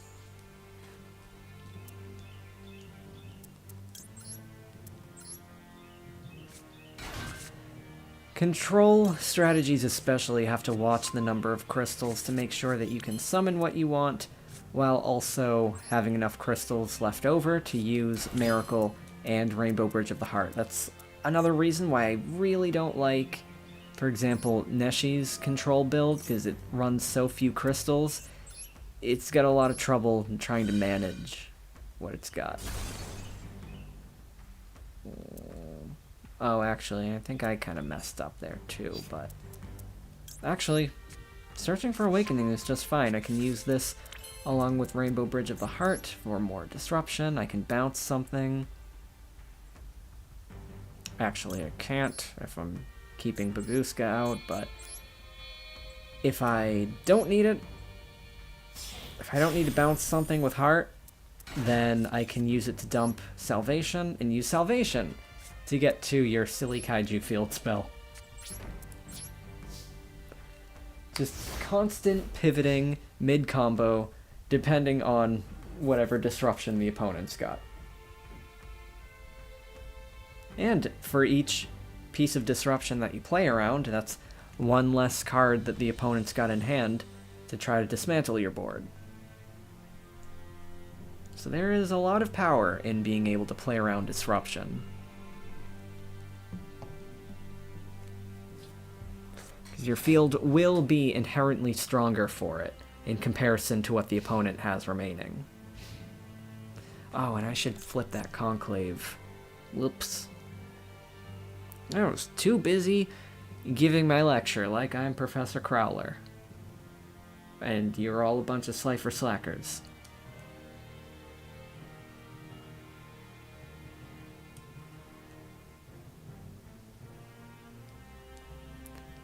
Today... Yeah, ooh, I love having spare awakenings. I think some people in their control builds will only use like 2 awakenings, but it's a quick spell, so if you don't need it during your turn, or like if you want to play around Max C and still get a special summon, set it. Play it during the opponent's turn. While the opponent thinks for a very long time. Is this another Blue Eyes deck? But we're on Platinum now. We're supposed to be past the Blue Eyes decks. Oh well. I used to want a Blue Eyes deck, but Alternative was just never affordable. Oh no, this is Odd Eyes. I have not played against an Odd Eyes mashup. Does anybody here know what Odd Eyes does? Because Pendulum decks are totally beyond me. Well, that gets negated by the Bagoogler. I don't gotta worry about that. I'll probably Link Summon Beyond the Pendulum or whatever the new Electromite substitute is. Actually, do they have Electromite in Master Duel? Everybody in the TCG keeps whining about Electromite being banned, but I think it should stay there. There's my controversial opinion for the stream. It is just the Link version of, like, Barone and such. Or it's too good. It does too much.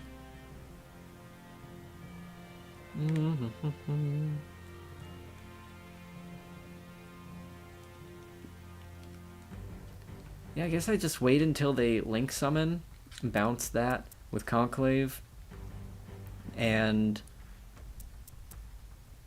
I'll use Awakening into Salvation to grab either Necro Valley or Kyoto Waterfront, although for Kyoto Waterfront, am I gonna have to get like a bunch of cards in the graveyard for that? Yeah, that'll happen. Target one other face-up card, destroy it, then add Pendulum. So I guess I wait until they play their Pendulum and then bounce Electromite. Just because it's going to assemble resources. This is not an out to Baguska, but it's going to multiply their resources.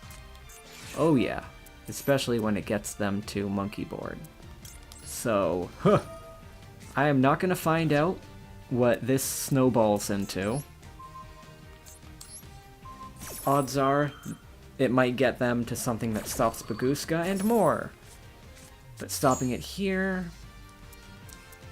Maybe I should have read what this does. Nothing! This isn't the Chaos Machine Donut. Oh yeah, we got it.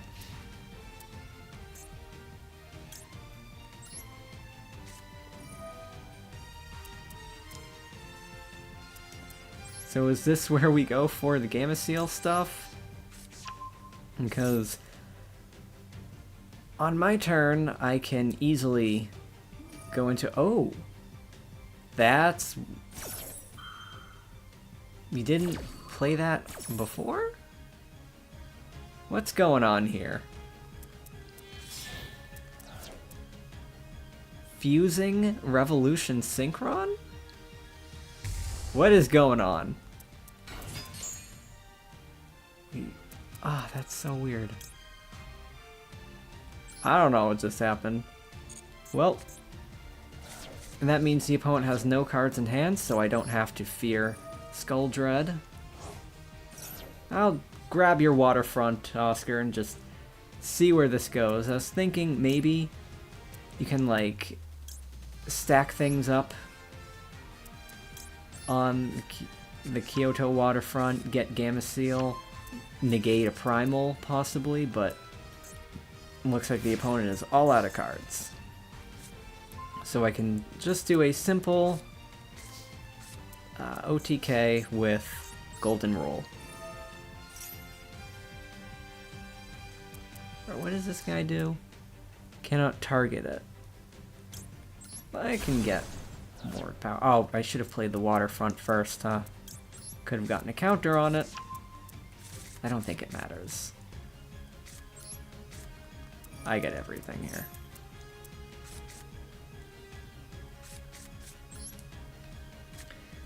And now we just slap a whole bunch of monsters on the board until we have at least 9,900 damage.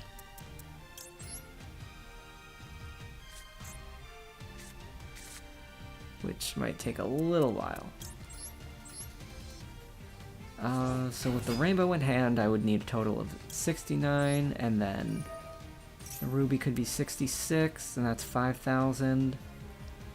I'm not going to get to 5,000 points off of these two sapphires.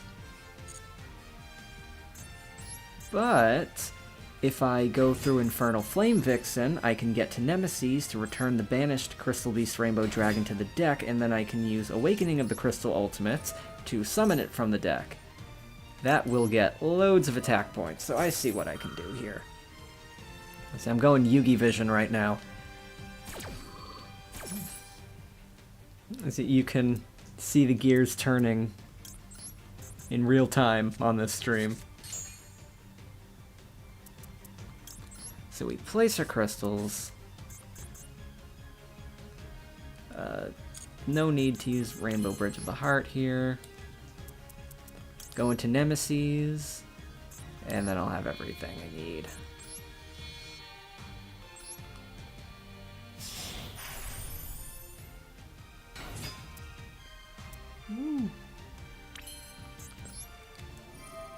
Master Duel just gets really boring for me when I know what the winning play is going to be, but I have to sit through all the animations for it. Like, no, I already figured it out. Let me just win already. Why do I have to play it through? I can normal summon this.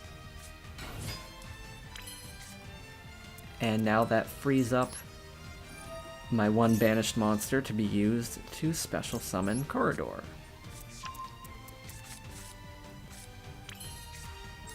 And I'll be able to special summon one of the Crystal Beast Rainbow Dragons. When one of my Crystal Beasts attacks, I can also trigger Sheep here, which is just more attack points because I don't want to do math. I can use this. These instant Colossus combos providing another way to trigger Sheep is something else to think about. Oh, and I think we've got enough counters to get that Kaiju that we don't need. Sorry, Oscar, we finally got your Kaiju, but don't need it.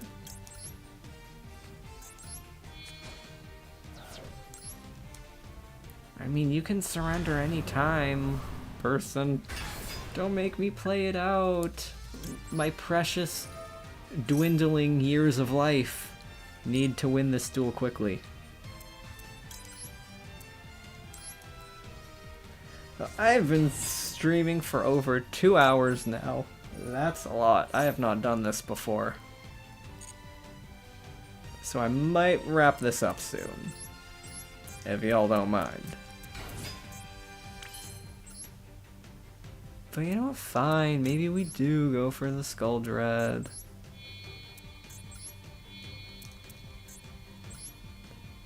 And we don't even need the draw effect. We can just skip to this. Well, no, I need to leave room for my 2 rainbows. So yeah, I'm just gonna go for the attack. So I've got 89 on the board. So far, I only need one of those dragons. Pop. Yeah, there. Oh, whoops. I guess it doesn't count as a trigger effect in Master Duel, so turning the chaining off will prevent it. Why does it not count as a trigger effect? This game makes no sense. Anyway, here are more rainbows. I guess I probably could have also summoned the regular rainbow dragon at whatever point. I mean, there are just a bazillion ways to get lethal damage here. I can't be bothered to think about all of them. It's over! How are we feeling, Twitch chat? He says on YouTube. Because I think it's funny. I'm gonna need a pee break. How many duels have I grinded out today so far? It's gotta fill the whole match log, right? Yeah. Yeah, I've done more than 20 here. Since the stream started, I've done 18 duels! And I've got 18 wins here. That's nice. Do we make it 20? What do we think? Do we want more duels? And do you want them with Crystal Beasts or like Rainbow or Sapphire Surprise? What do we want? Free me from my mortal coil.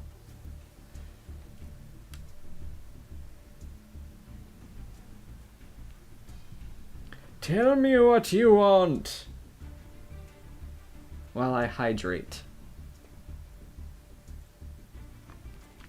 Got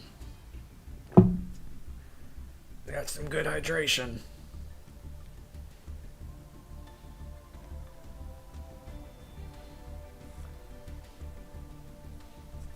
And I do have some other silly decks on here if you want to try something else silly. I sound tired. I'm a little tired. I've built a lot of silly decks, but they're kind of all like half built. And Sprongles do a lot. Yes, definitely way too much thinking today. I'm gonna shower after this and have 0 shower thoughts. It looks like my branded deck is... I mean, the Springin's deck is more or less complete. Ratios are a little rough. And do I have the Utopia Dragon? Yes, I do. I don't know. Springins take a lot of thinking, too. You know, I'm gonna do 2 more. I'm gonna get to the 20 duels, and then I'm gonna just, like, collapse out of exhaustion. Yeah, this is another thing that makes championship days especially brutal for me when I play decks like this that require so much thinking and such convoluted combos. And I'm also not totally familiar with what every deck does, so it's also a lot of reading, synthesizing information on the spot, improvising strategies. I don't know how many of you in the chat have been to big Yu-Gi-Oh! Tournaments, but it is exhausting. And if this doesn't get negated, I have a very powerful combo I'd like to show you with Rainbow Ruins. It's getting negated. That's how it happened. Come on, come on. Woo. If you have Crystal Miracle plus Crystal Conclave, they will trigger each other. And you can get 3 Crystal Beasts on the field and 3 crystals. Actually, I need to spend a crystal here to get Awakening live so I can get to that other search. So actually, no, I don't have that combo here. But I can get to... Oh, okay, this person might actually know Crystal Beasts a little bit if they knew to negate the rainbow. Ew, they added an Ash Blossom animation. Go away, Ash Blossom. Alright, well, I have 1 negate. Oh yeah, those tournaments are very, very stressful. They... Whew, you know, these...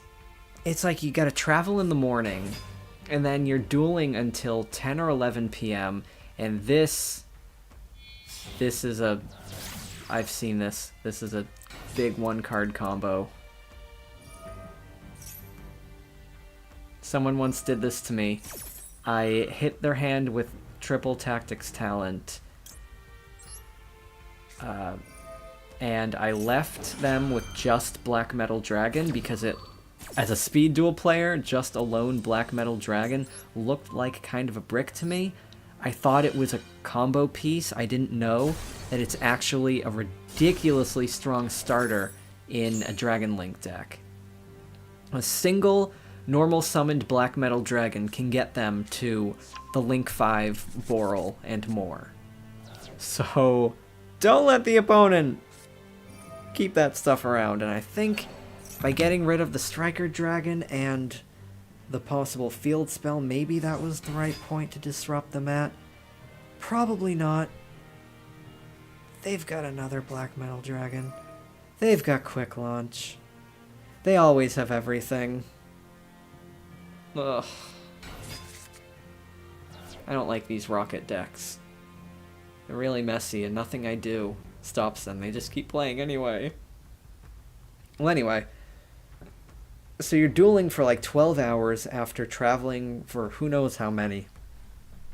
My shoulders and back are so tense, and I feel like I am broken in half by the end of those days. Over time, I have gotten better. I have an idea for a video about how to survive long tournament days. Whew, it's definitely a learned skill. You gotta learn to control your breathing and check in with your muscles all day.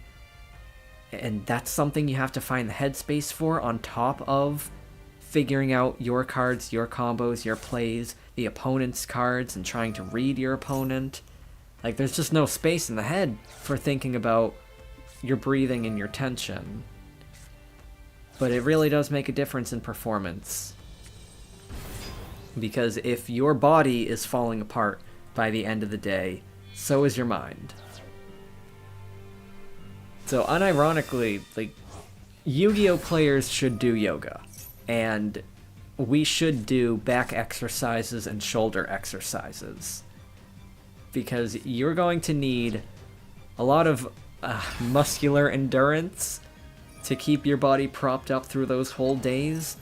And the more sore your body becomes during a tournament, the more that's going to distract you.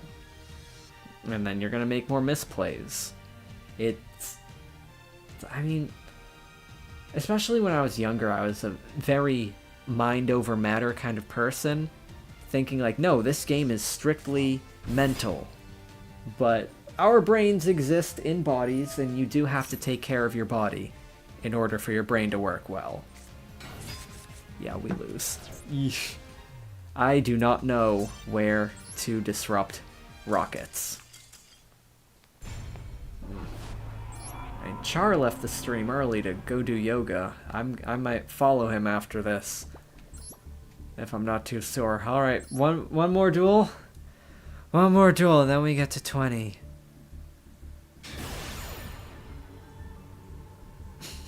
We've still got like a 75% win rate.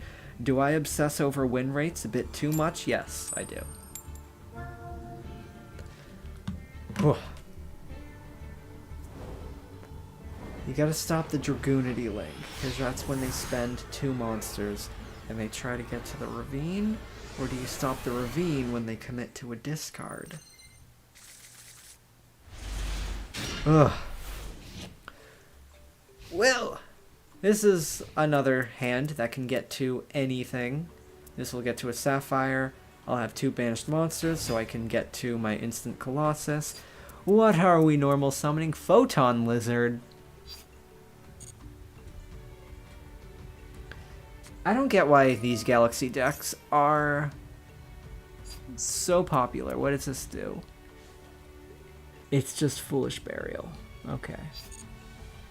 I don't get why these Galaxy decks are so popular. I've tried playing them at a couple points throughout the years, and it just wasn't fun for me. It's just like such a mess. Special summon? Yeah, I'm gonna draw a bazillion cards. Just all these Zexal themes, and all they do is Xyz summon.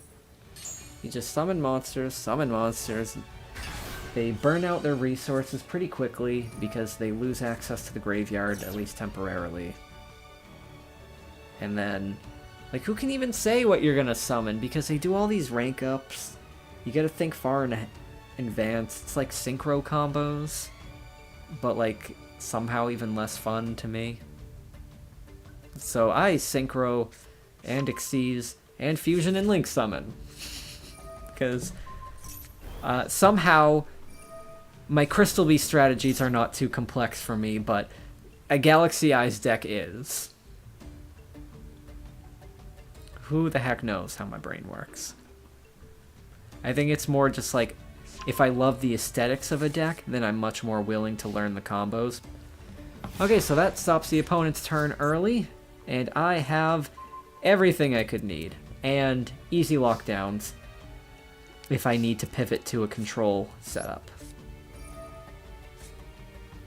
I do love the versatility at hand here. I'm not going to need any fake outs with giving the opponent a monster from Dynatherium and bouncing it back to my hand with Heart, because I've got some cards on the opponent's field I'd like to bounce. What quick effect might they have? Nothing, so the opponent's got something in hand.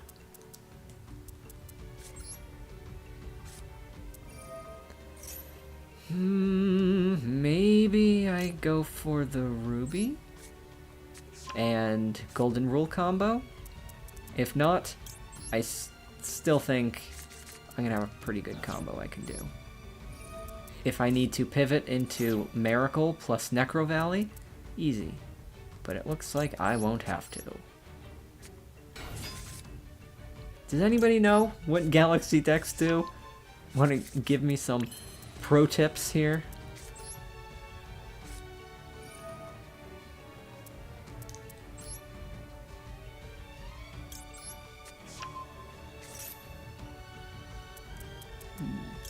I'm pretty confident that I can go for a somewhat reckless attack here because I can fall back on the Necro Valley. I won't have a spare normal summon though.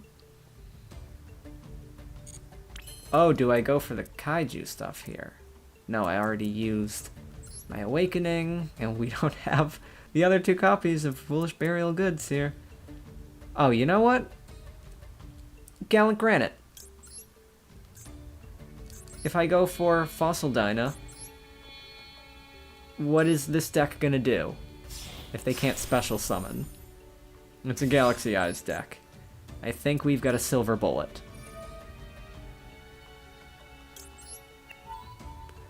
So it's like I could go for a possibly easy win with going for the kill, but I've also got the right tools here to take it slow.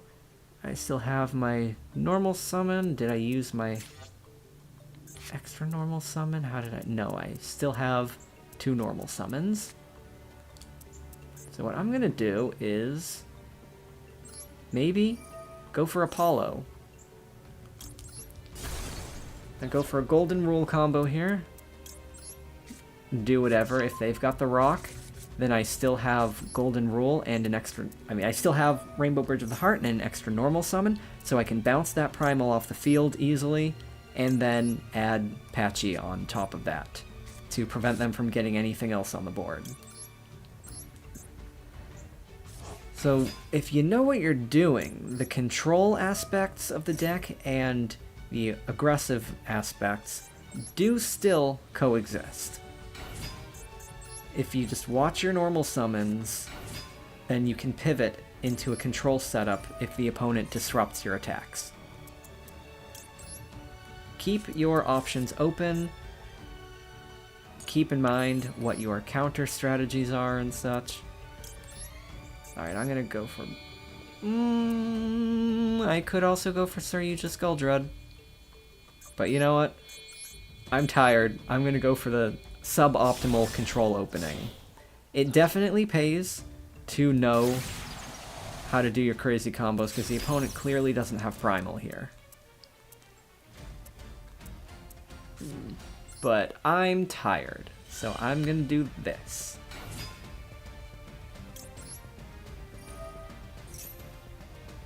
I don't think they'll be able to normal summon that if I bounce it off the field.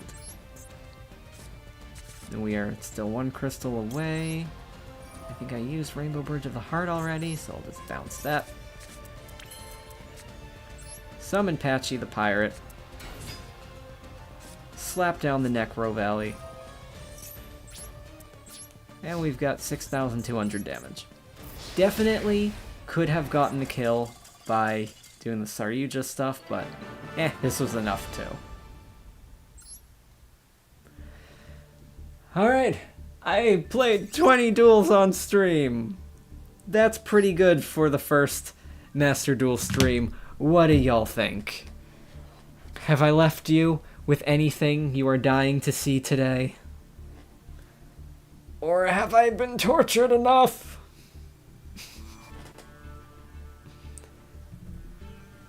Didn't get to really go for those Kaiju cards. I don't think I own Kyoto Waterfront physically. Might try out the Kyoto Waterfront stuff a bit more. I don't like that it can't do anything on its own. Like, if you draw a hand that's not so great.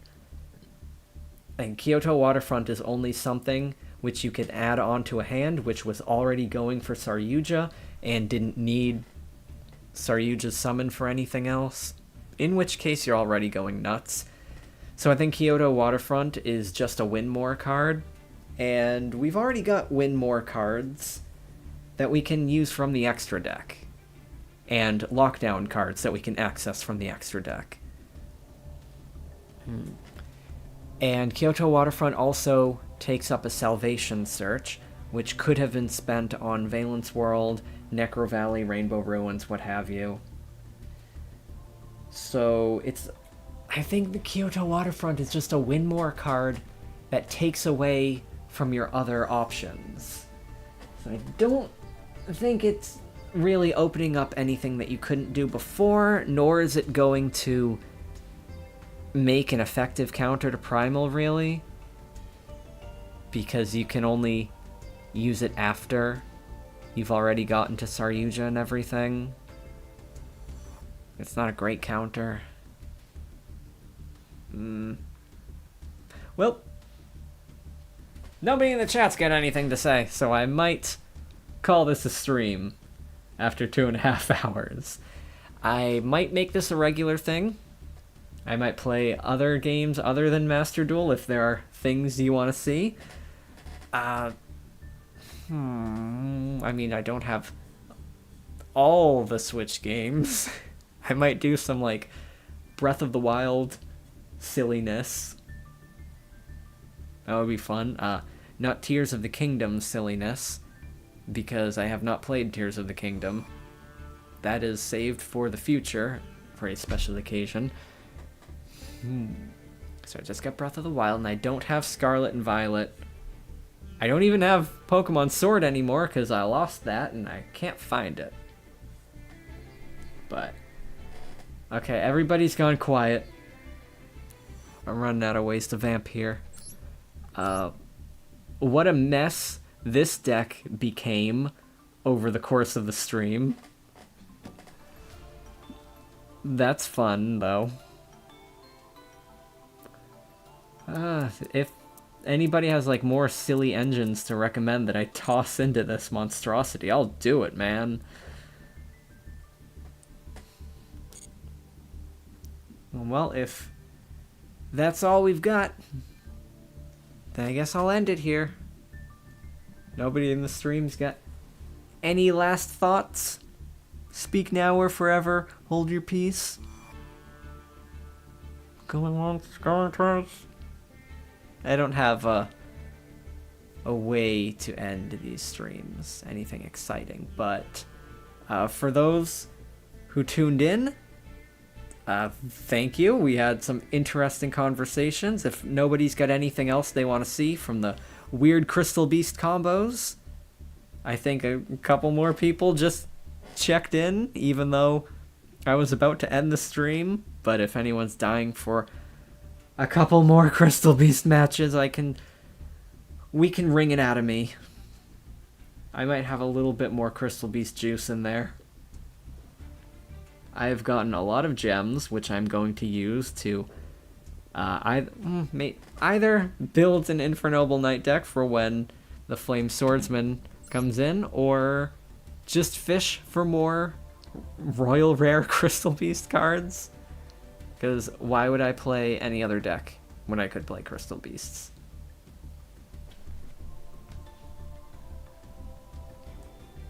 And play 20 heckin' duels in a row for y'all. Yeah, yeah, I'm not seeing anything new from the chat, so I'm guessing y'all are satisfied with these Crystal Beasts. And maybe tune in again next week, and we'll do it again.